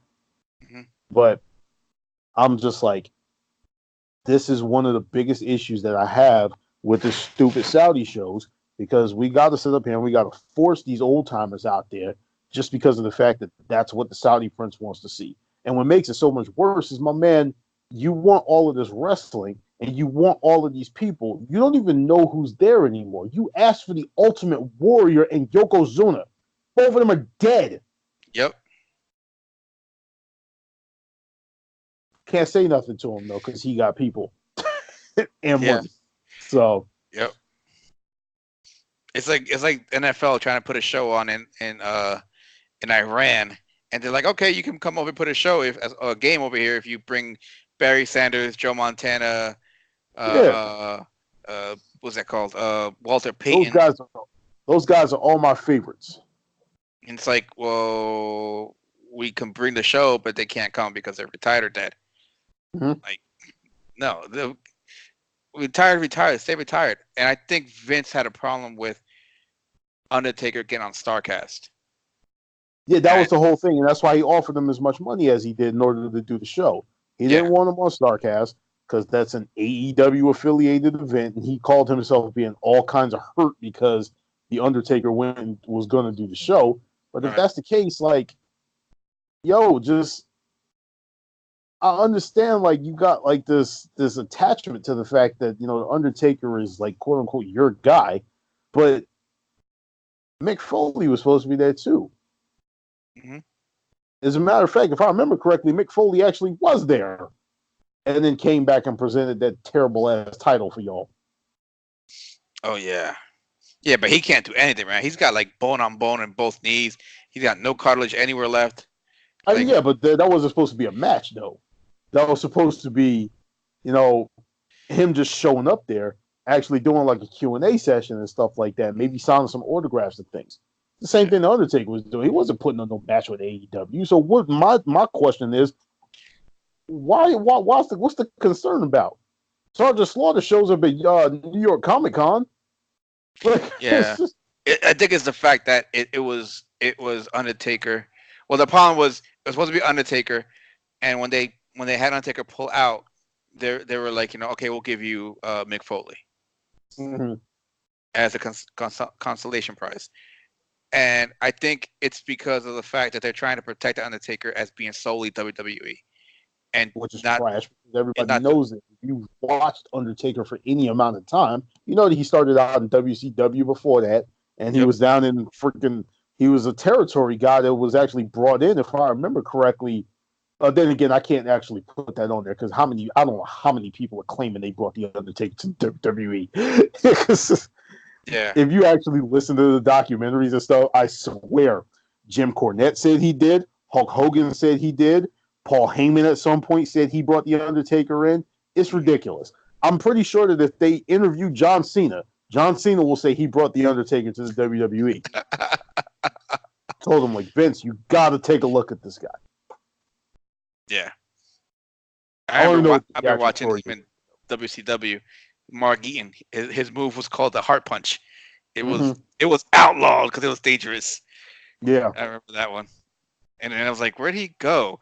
I was like, who is that? Hey, that's that Mark Eaton guy again. Yeah. That used to be the craziest thing when you would have guys like disappear off of one and then show up in the other one as a completely different person. Oh, yeah. Like when Ahmed Johnson disappeared from the WWF and came over and went to WCW and was like the third member of Harlem Heat. That was hilarious. That was hilarious. I thought that was funny. I was like, wait, what? Yeah. Like okay. Why? Is he there because he's black? Like the other Yeah, exactly. They had to put them together because the same thing with the Kabuki Warriors. Like Diesel had like the funniest gimmicks in WCW. The funniest gimmicks. What was it? Vinny Vegas, Oz. Yeah, Oz. Oh man, Oz. Yeah. Oh, why did anybody think that was gonna get over? I don't know. As a kid, I was like, "Oh, this is pretty cool." Now as an adult, I'm like, "This is freaking stupid." How did I like this game? You know. So. And wasn't it? I think it was Hector Guerrero it's either him or no, yeah, it had to be Hector Guerrero that went out there. He was the gobbledygooker. Oh, don't even give me something about that one, dude. They don't even like. It was supposed to be the rumors I heard and found out was that was supposed to be That was somebody else. supposed to be the Undertaker. That was supposed to be the Undertaker. Was it the Undertaker? Oh, Yep. I don't know. I don't know why I'm thinking somebody else, but they backed out last minute, and that's why they switched it up and made it a gobbledygook. Yeah, that was supposed to be the Undertaker. I was like, you've got to be kidding me. Yeah. I was just like, do you guys understand? Like, in hindsight, you look at it and you're just like, this is what you were about to turn one of the greatest superstars in the history of not the WWE, in the history of the industry. You were about to make him take the character of the gobbledygooker. Well, it was supposed to be his resurrection. He was supposed to come back. Like I was like, that's stupid. Like no. Like oh Vince. But it was a nightmare. And then now you have so now Super Showdown is done, and then ever since then up till now, leading up to Stomping Grounds, Yep. the shows have been the same. And here's the worst part is that whole wildcard crap is blown away because it's now not limited to 3 or 4.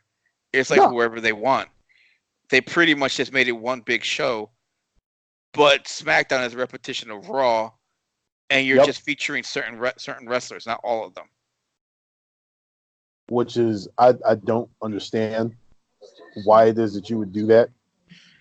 Like I said, I can't even sit up there and make any type of comment whatsoever when it comes to why it is that they do what they do when it comes to this.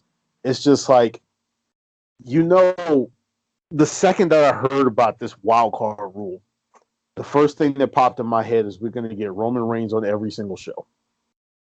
Mm-hmm. Then I'm thinking to myself, I'm just like, how many blondes are we going to be able to fit in the women's division?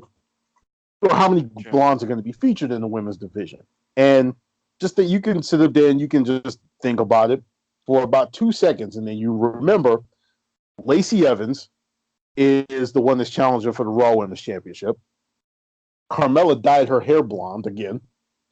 Mm-hmm. And immediately you had a 3-way for the SmackDown Women's Championship #1 contender between 3 blondes. One of which isn't even on SmackDown. Yeah, that was the dumbest thing too. It's like, okay, so Alexa Bliss is a Raw wrestler. Bet she's gonna fight for the SmackDown title. Yep. I wish you could see my face in this darkness. It's that whole confusion face because it makes no sense because it's stupid. Yep. It made about as much sense as me scrub here scratching my leg with the WWE Championship, like I was. It's just, it's that whole writing for one thing is annoying. It's like, okay, and yeah, Big Gold is sitting right here, so I am the undisputed champion. But I won the other one too, so just been sitting here all this entire time. I was waiting for a moment to bring that out, but I couldn't. I couldn't find one. We're sitting up here and we're looking at, a product that is legitimately just. It seems like it's relishing in its own misery for some reason, and I'm not quite sure why it is, outside of the money still flowing in, that it's not being recognized by the people that are actually in charge. You have all of this type of fan backlash, all of this ratings, evidence pointing you to the fact that, like, listen, this is trash and it needs to stop. But nothing's being done about it. You have the exact same formulaic build to everything that happens, whereas just take a look at the beginning of Raw or SmackDown. First thing that happens, somebody comes out for a promo, and that promo is going to last for 20 minutes. At some point, you're going to have somebody get attacked during that promo, And that is going to build to a tag team match somewhere, somehow in the middle of that card or in the main event. Mm-hmm. You can call it with every single Raw and SmackDown. It is pathetic. Yep. It is absolutely ridiculous. And I don't understand why it is that you have to have this formulaic nonsense when it comes to the way that these matches are built up. I'm sitting up here and I went back about a week ago just because I wanted to kind of prove a point to myself. And I took a look at an old Raw and an old Nitro from around the time where the Monday Night Wars were actually going on. And you get this. You had not only did you have like the openings, like the show opening, something to get you hype up before the actual event started up. It's outside of the WWE Then Now and Forever thing that comes on because Raw doesn't have an opening anymore, right? It's literally Then Now Forever, and then you hear Michael Cole. That's it for maybe a second before Seth Rollins comes out or Paul Heyman comes out or Shane McMahon comes out and starts spewing off their 2,000 mile an hour, promo or whatever that's going to last for, the first 20 to 30 minutes of the show. Back in the day, you'd sit up here, you would have the crowd, you'd have the camera panning around the crowd, you would see all of that stuff. And granted, this is just Raw. And then you would have a match start up. Somebody was coming out before a fight. Nitro starts off. You would hear Tony Schiavone, Mike Tenay, Larry Zbyszko. The two of them would be talking to each other. And what they would do is they would go over the card. This is what we have going on for you guys tonight. And it dawned on me when I was watching that episode of Nitro, and I was just like, you know what? That's actually kind of strange. Did you notice that it seems like with wrestling nowadays, nothing is set in stone before the actual night begins? And I'm not talking about from like a writing standpoint, like that's obvious. They're sitting up there changing the show mid-show. But when they start the show, there's like maybe one match that's already pre-made. Everything else is made during the show. Mm-hmm. Yeah, the promos that they talk about. Oh, we have such and such person coming on. Or so-and-so's going to be on the Miss TV or whatever, or Alexa, the Bliss show or whatever is going to be on the show. Yeah. The moment, they're going to be on there.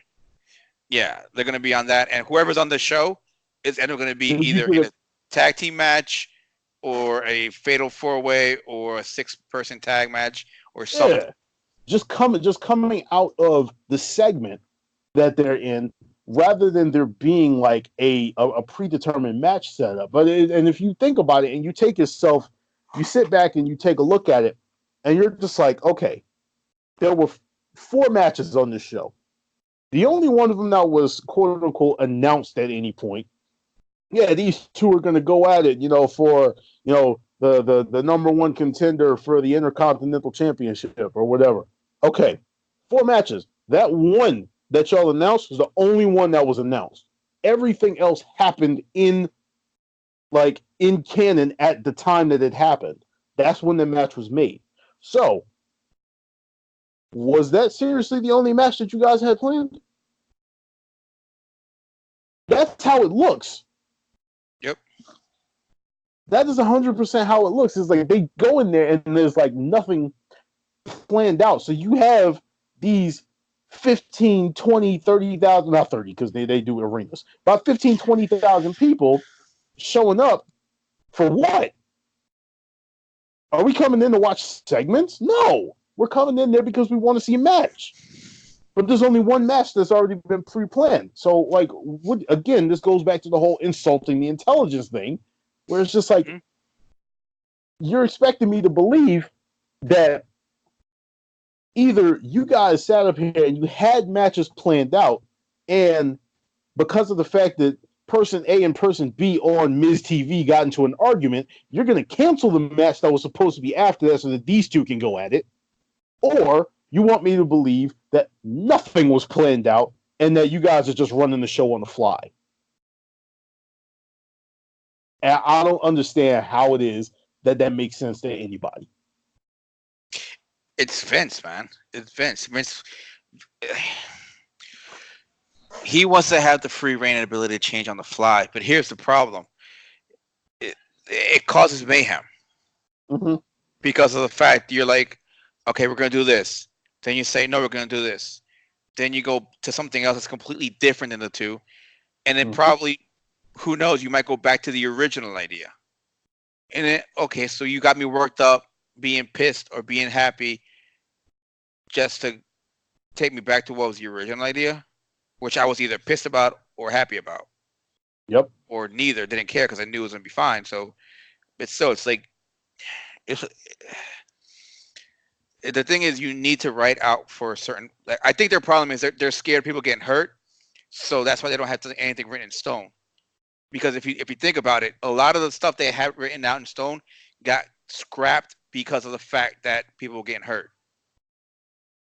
Even then, you got to have some type of a plan going into said show that you're going to put out there as to be like saying, put it on paper, saying like, listen, for our fans, this is what we're going to do. If in fact, something happens to prevent that, you always have situations where things happen to prevent, like your plan from going through. But that's how you can operate on the fly from that. But you got to have some type of a plan going into it. Yeah. And again, that's not to say that they don't. It's just a matter of like you got to stop with the, writing the show as the show's going on type nonsense. Yeah. That has to end because I don't understand as much. I look at the WWE as, and I try to compare it to say like a Broadway performance. Do you think in the middle of let's throw one out there. Let's throw the Lion King out there. Do you think that in the middle of the performance of the Lion King, the director and the writers are in the backstage going over stuff, saying, "All right, listen. Instead of having Simba fight Scar at the end of the Lion King, we're going to change it up so that you have a tag team match with Simba and Nala, with Sarabi in their corner up against Scar and the hyenas. This is how we're going to do this tonight." In the middle of the show. And then they go to the actors and I'm like, all right, listen, instead of having the actual finale, we're going to do it like this instead. And the actors probably look at them if that was the case and smack shit out of them. Like, what's wrong with y'all? But that's what the WWE is like right now. And that honestly has to come to an end if this is ever to turn around. It's not going to. And the reason being is because they have so much money coming in still. They're like, they don't see an issue. Yeah. If the money still comes in, it's not a problem. Now, here's the thing we have to keep in mind. In part of Fox's contract is if the ratings dip below a certain number, they can break the contract ASAP. Which is hilarious. Yeah, which is what happened with was it Sci-Fi or somebody when USA Network had to pick up SmackDown? I think it had to have been Sci-Fi because I'm the only other network I was thinking of was CW. Was it Sci-Fi? Was it because of the ratings or because the contract ended and they didn't have another home for them? I honestly don't even remember. All I know is that you have these guys pretty much setting themselves up for disaster with the product that they're putting out there and the nonchalant, effort that they're putting into said product. Yeah, it's bad. It's a bad recipe, and they have themselves to blame for it because, like I'm saying, I think it was more of their complacentness because they were the only big show in town and they were able to buy up the talent before anybody else got big. So now with AEW being brand new and offering a different avenue, a different way of doing things, now they're like, oh crap. But they're not really worried yet because they're like, oh yeah, they're so small. Well, actually you should start paying mine because they just sold the next pay-per-view event in 15 minutes when you still haven't even sold out your pay-per-view, which is next week. Still haven't sold it out yet. Well, to me, it's like with AEW, they kind of sort of not AEW, but WWE kind of played their hand when it comes to how they feel about AEW. right off of the bat because of the fact that you have Triple H legitimately calling them some t-shirt company. That's what they think of their competition. They're Mm-hmm. just a t-shirt company. They're not an actual threat. So instead of sitting up there and actually treating them like a threat, they're treating them like something second rate. Which no, you can't do that, bro. These are people that were actually raised within the wrestling industry. They know what's going on. They know how Mm-hmm. to handle business. And considering the shows that they've put on so far, being All In, Double or Nothing, and soon to be All Out, and was it Fighter Fest? You have somebody who is legitimately going to be able to give you the competition that you haven't had since WCW was a thing. So they got to do something because right now we're looking at a disaster and a half when it comes to the WWE. Yeah, I'm watching the Damian Priest promo right now that they put on last week. So I'm watching the last episode of NXT right now. Uh, And okay, so let me explain this for you and everyone else if you haven't seen it yet. So his promo pretty much looks like it's, I don't know, Tampa maybe, shot in mhm. Tampa. So they got him coming out of like a luxurious uh, condo, coming out to the front door with some girls, going into a limo. He's dressed all in black, shades, hair long. He's just going to a club, he's sitting there. I mean, it's just he's sitting in the club, like just sitting there, just chilling, and that's it. And he walks out into the limo again and leaves, like Damian Priest next week. I mean, So, in other words, just nothing. so here you have a guy who's a tall guy. I put him over 6 feet tall, maybe 6'5", maybe. He's a big guy. He looks, from what I've seen his matches, he looks really good. Mhm. He looks like he'll do pretty good at NXT. But I think they're gonna screw him over when they put him into the main roster because I don't know. I think it's gonna be another issue of we know how to write this character in NXT. Oh look, it's Mhm. Kushida. We know how to write this character in NXT. When he goes to the main roster, he's a big guy. What do we do? He's just Oh, gonna, just make him a big guy. yeah, Book him we're like gonna he's, write him like a big guy. So it's, yeah. I mean, like I said, but that's what I'm afraid of when it comes to guys like the War Raiders and stuff like that, because they're just going to see them like, oh, wow, these guys are big. So all they can do is do big guy stuff. Whereas these two are some of the most athletic superstars that you have on the roster. So they should be booked that way. yeah, that's the problem, and honestly, from what I heard too, was that if things keep going the way they are, Vince might not even give up any power or any voice or anything when he goes over for XFL. Yeah. Like I heard He's trying to run. He's still he'll trying to still, run it. yeah, he'll still run it from wherever he's going to be at for the XFL. Like it all has to go through him still. Yeah. And I'm just like, are you serious? Like why? Like I understand you put it through together, but if the ratings aren't scaring you right now, what's going to scare you? Because apparently the talent is wanting to leave is not scaring you because Everybody. you're holding them hostage. He's literally holding them hostage. Oh, you He's want to holding leave? them hostage. Oh, but you were He's hurt. holding them hostage because of the fact that he has these contracts or whatever written out the way that he does, whereas he can actually just sit up there and extend the contract if somebody wants to leave. Right. Yeah, it's like the Luke Harper thing. Oh, you want to leave? Yeah, Well, I'll let you leave, but you owe me 6 months because you were hurt. You were out 6 months yeah, because of injury. And I think you brought it up. Is the only reason he took his injury time was because his partner was hurt. So he's like, you know what? I might as well get my minor surgery done right now. hmm You're not gonna do anything with me anyway. So, and it's like, wow, like, yeah. And I think that's why Sasha is going to come back, apparently because of the fact that she's like, okay, I could stay out here and wait on my contract, but they're probably going to add that time again. yeah, So I think she's going to do a Moxley. To be honest, she'll let her contract expire. yeah, She'll play them along, and then she'll be like, okay, give me some time. I just want to have a little break. Or she probably has AXT in the background already waiting, yeah. or I'm sorry, at AEW in the background already waiting, for the offers or something, you know.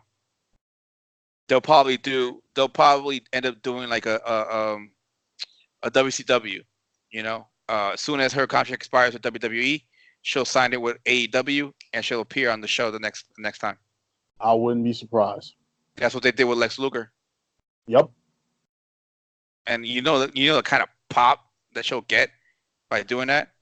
Yep. Especially because the shows are on different days. Mm-hmm. She's on Raw Monday, and then I think they're going to be on And then Tuesday. the very next day, well, the idea is they're going to be showing it on Tuesday, because SmackDown is supposed to be moving to Friday again. Right. But the idea is either going to be Tuesday or Wednesday. But still, I mean, can you imagine? Either way, if she shows up after just being on, You know what? down, Honestly, what will give it away though is if AEW has their show that following day, close to where WWE was at. Yeah, absolutely. In order for her not to travel too far away, that should give it away because all right, she's like an hour away, 2 hours away. After her show's done with WWE, she goes to a new hotel, whatever, checks in, boom, boom, boom, gets ready to chill and relax for the AEW presentation. She might not even wrestle. She might just show up as her boss character. If she has it, she keeps that one, unless she comes up with a new one. Well, I don't know how the WWE would handle that or whatever. They got no say over Mercedes, so it's not like if she decided to actually come out as her actual name and everything like that, it's fine. Everybody knows who Sasha Banks actually is. It's just a matter of I don't know what they consider to be their property versus what's her own. Sasha Banks might be theirs, and the boss Sasha Banks is definitely theirs. Yeah, that would imply the boss is theirs too. Yeah, and so she would probably come up as Mercedes. Mm-hmm. That was her original name in the Indies, I think, right? Yeah, it was Mercedes. It wasn't her actual name though. It was Mercedes something. Yeah, I just don't remember what the surname was. Shit. Yeah. So look at that. Oh, we got it to 2 hours without even looking and realizing it. Legitimately, with just the two of us ranting, that's what we got. That's how bad WWE has us really annoyed with a lot of their content right now, and we're not even talking to AEW. It's just WWE. We honestly haven't even scratched the surface. And y'all saw when I had sent y'all the list of stuff that I was going over with as far as the problems that I saw within the WWE. We, in this conversation, hadn't even scratched the surface of all of that. Because I'm not even trying to go into everything like that. We were going over simple stuff like just Super Showdown and, the nonsense leading up into to Stomping Grounds. There's so much crap that I am just trying to put into my head and conceptualize how it is that they think that this is good TV. And I'm just I'm just at a loss. It's literally when I sit down and I try to think about it and try and plan out, all right, listen, this is X, Y, and Z, and then try to rationalize it. It gives me a headache. I'm just how could anybody be this dumb? And neither one of us, as far as I know, have any type of experience when it comes to stuff like this. But if we're seeing all of these problems and coming up ourselves with simple solutions, instead of going left into the bushes, stay on the road. I mean, why is it that people that have been doing this for 30, 40, 50 years can't see it? And it's befuddling. I honestly can't even put it into words right now. It's just, yeah, it's tough. I mean, I'm looking at the Kushida Gulak match. When's the last time WWE had a submission match on their main roster? Ooh, that's a good one. Exactly. I'm watching one right now with Gulak and Kushida, and it looks damn good. I mean, and here's the problem, though. It's because of the fact that they think the fans want nonstop action and power moves and this and that, whatever. No, sometimes you want if you have two good submission artists put on a show, you could put on a good match. You just can't put it on with just any submission artist. So they have to be two good ones. Like Kushida and Gulak is looking like a pretty good one so far for what I'm watching. You know, all these submission moves looks pretty good. If you haven't seen this last episode of NXT, it looks pretty good. But let me digress for a little bit. um, yeah, the issue I see a lot with the WWE is the complacency. Just no competition. They're the only show in the town, so it's like you're gonna have to go. But they're gonna start biting the bullet sooner or later. It's just a matter of how bad it's gonna get before they actually look to make actual changes. You know, somebody actually brought up an idea that they're literally, and I don't believe this is what the actual thing is, that they're literally putting themselves in position right now for a big reset coming at SummerSlam, leading into the SmackDown deal. Whereas they're going out there, they're just going through the motions for, between WrestleMania and SummerSlam. And when SummerSlam rolls around, then you have this huge reset where you have like all of their, everything that pretty much changes up, and they're going to have, these guys actually giving a damn when it comes to telling stories and stuff like that. Which, like I said, to me, that sounds like more of a hope than an actual idea as to how things are going. But I mean, like I'm looking at it as them pretty much grasping at straws when it comes to that right there, because I honestly think that McMahon is literally in the back telling everybody, no, this is good shit. And I'm gonna stick with that that meme for the rest of my life. And I love that. I love it. But I'm just like, and there's like other stuff like that I'm like really scared for, like the Bray Wyatt thing. The reason why Firefly Funhouse is actually so good is because all of this stuff was recorded and pretty much edited and finalized without Vince ever seeing it. The stuff was all put together without any input from Vince McMahon. And I'm just thinking to myself, when he gets up and comes back to whichever show he's on, that Vince McMahon is going to take Bray Wyatt and this amazing character that he has built with the Fiend or whatever and destroy it. He's gonna neuter it. I'm so scared of that happening. Yep. I mean, the Bray Wyatt character originally was good as it was. They killed it. They killed it bad quickly, and like you could have had a nice long reign when he won the title. Yep. But they killed it. Yep. For what? For Randy Orton. It was just, oh man. And the whole that faction was pretty good too. That was a good faction. And that alone was like quite possibly the most unexpected title win that I've seen in a long time, or I had seen in a long time. When he sat up there and AJ Webber, he went for that phenomenal forearm or something, and he dipped off and caught him with the Sister Abigail. I'm like, oh my God, they're actually doing this. Yeah. It's like we all wanted it, but we didn't expect it. Never believed that it was actually going to happen. Right. And the crowd pop for it was amazing. It's just a matter of like they did nothing with it after that. No. Which kills me, because they sit up there and it's rinse and repeat with these guys. You get somebody that gets over and you kill them for what? For nothing. I wonder is if they give them the titles, it's like, okay, you got your title run. You had a title. What else can you say? Like right now, like the Revival, they gave them the belts. Why? To try and accommodate them, make them happy, to try and get them to resign. But they're not going to resign. They've had it with them. No. They're just waiting for the contracts to expire. Even then, they sat up there and they have the Revival playing a part of this Shane McMahon group that's going on, which, funny enough, has started to encompass the Baron Corbin mid-card of evil. Yeah. Now you have the as Russell Talk calls him, the Omni Shane, because he's just everywhere. He's everywhere. He's on every show. He's omnipotent. Yeah.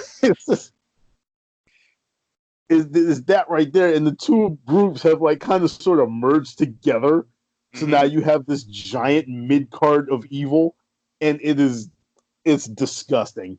Like it's ridiculous. I hate it. I can't stand it.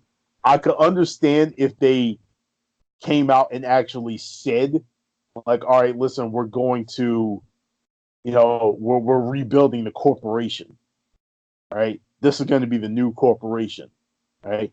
That would be fine because then that tells me, okay, this has some type of a direction. But from what it is right now, it's just like, okay, uh, we're allied together because we're all heels. What is that? That doesn't tell me anything. All it does is tell me is like if you get booed when you come out, you guys are probably friends with Shane McMahon. Yeah. Like that. No. Like that's just. Or you can have it where it's like he goes like, oh, you know what? I'm gonna take over the company. And he has like Drew McIntyre, Baron Corbin, whoever else. That right there probably hits a little too close to home. So I don't think they're gonna do that.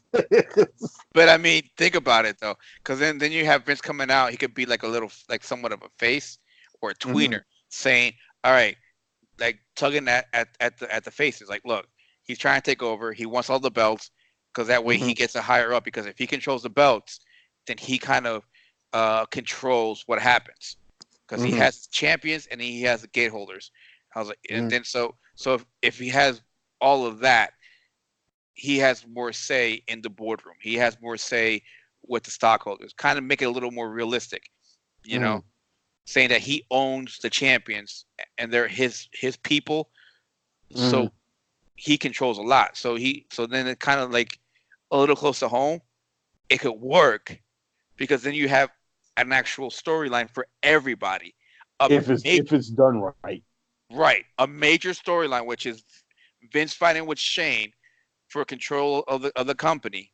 And then you have each wrestler fighting for a belt or somewhere in the middle trying to get up.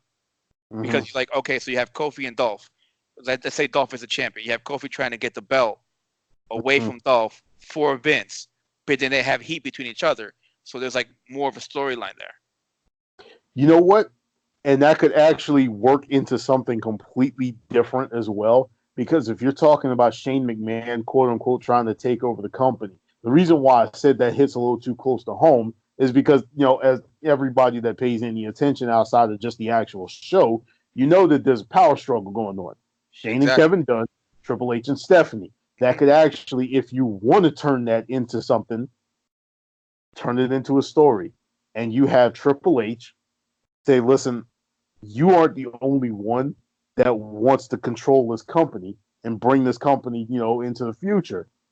And since you have your little faction, meet mine. Shock the system. I would absolutely love it. Yeah. If it's done right. Yeah.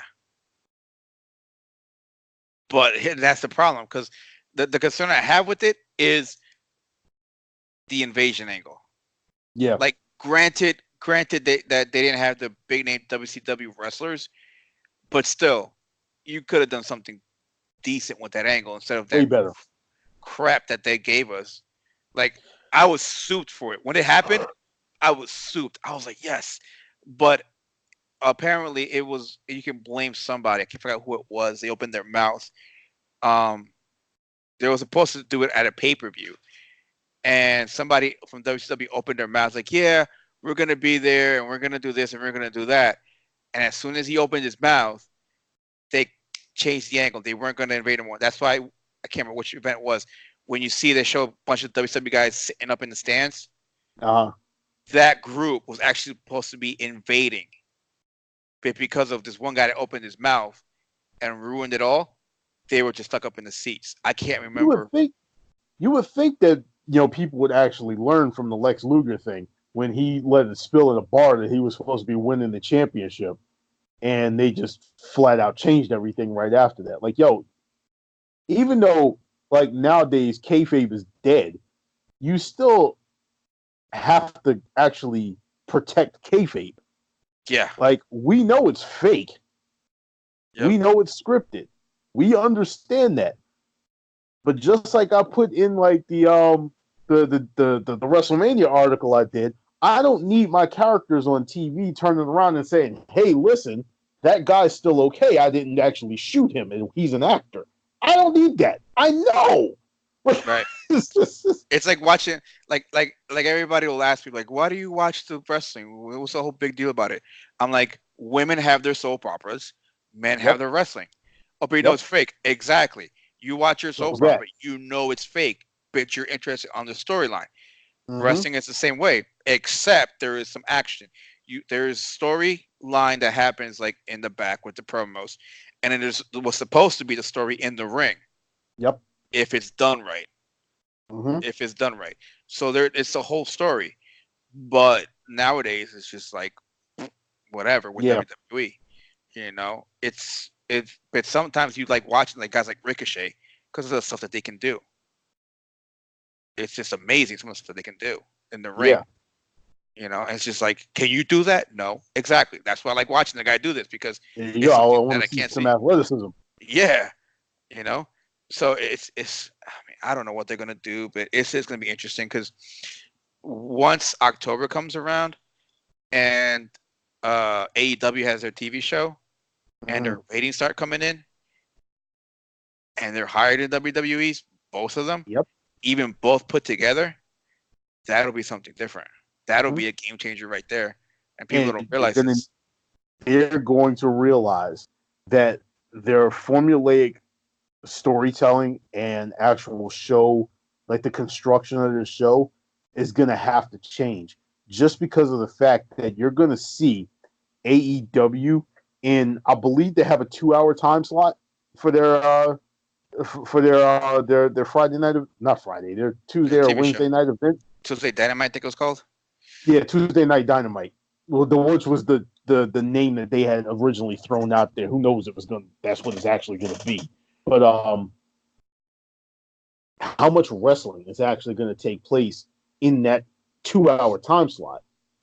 I could almost see, give or take, commercials and things like that, over an hour 15 maybe of actual wrestling within that, including the time that you got to take for your promos and everything after that.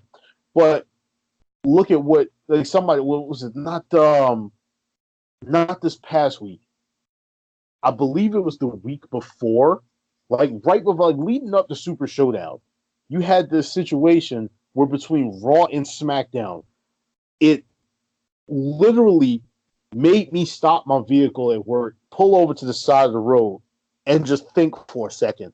Between those two shows, you had, I think it was 55 minutes of actual wrestling. How? In 5 hours of programming, do you have only 55 minutes of competition of what you're actually supposed to be presenting? Hmm. AEW is going to kill them. Yeah, you got 5 hours to put on a show, and that 5 hours you want to use. Let's round it off to 1 hour. 1 hour Yeah, for a show. that's ridiculous. That is absolutely ridiculous. And you got to factor in, okay, TV, the commercial breaks and Commercials. things like that. That's fine. That's your ad. That's your ad revenue. Nobody has any problem with that. It is what it is, except for the fact that it always happens mid match and then comes back to somebody in a chin lock. But Or it's just, or what was that match we were talking about like a couple weeks ago that it had like the most commercial breaks in it? Uh, yeah, it's it like was it was the opening match on Raw or something like that, and it broke off in the commercials. I swear, like 3 times. I'm like, are and, you kidding me? and here's the worst part is sometimes you get the match continuing on the bottom left hand corner. Yeah. Sometimes you don't. Mm-hmm. And when you don't get it, it's like when stuff really happens. You know what I would actually love for them to do, and I doubt they would actually go about doing it like this. But if you want to do an ad break, do the ad break as like the ESPN bottom line type thing, where you want to sit up there and you want to put your you want to put your sponsors out there. Say Sprite is sponsoring tonight. Okay, in the middle of my match or whatever, I don't need to see the match go to a commercial.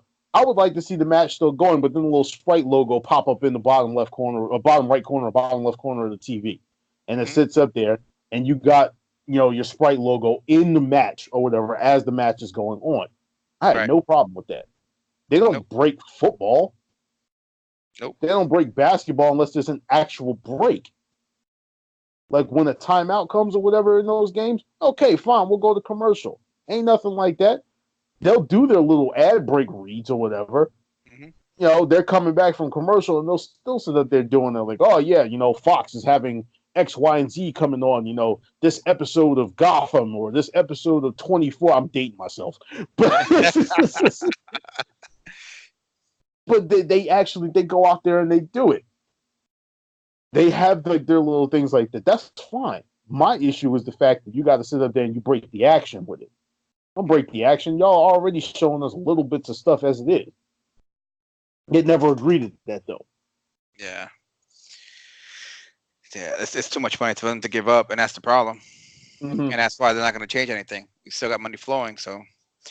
But let's cut this show out. We're at that now at 2 hours and 20 minutes. Yeah. So funny thing is, I think we've done more wrestling in this podcast than they've done all week. Yeah, probably for a whole month maybe. But with that, we'll let everybody go. Thanks for joining us. We'll try and get Jaquan on the next show where we talk Stomping Grounds. It's a preview of whatever they put on for that one, which will probably end up being a rematch of everything from either Super Showdown or WrestleMania. Speaking of which, I don't think they have any mid-card titles actually being defended in that show unless they just come out and announce something at the last minute. They got that this big old feud or whatever about the U.S. title, but nothing else has come about it outside of that one thing that happened last week. But I don't know, man. It is what it is. We got to get our predictions and stuff out there. As a matter of fact, we got to update that thing too. The score. Yeah, we do. Everybody, thank you for joining us. We'll see you next time. Thanks again. You guys have a good one.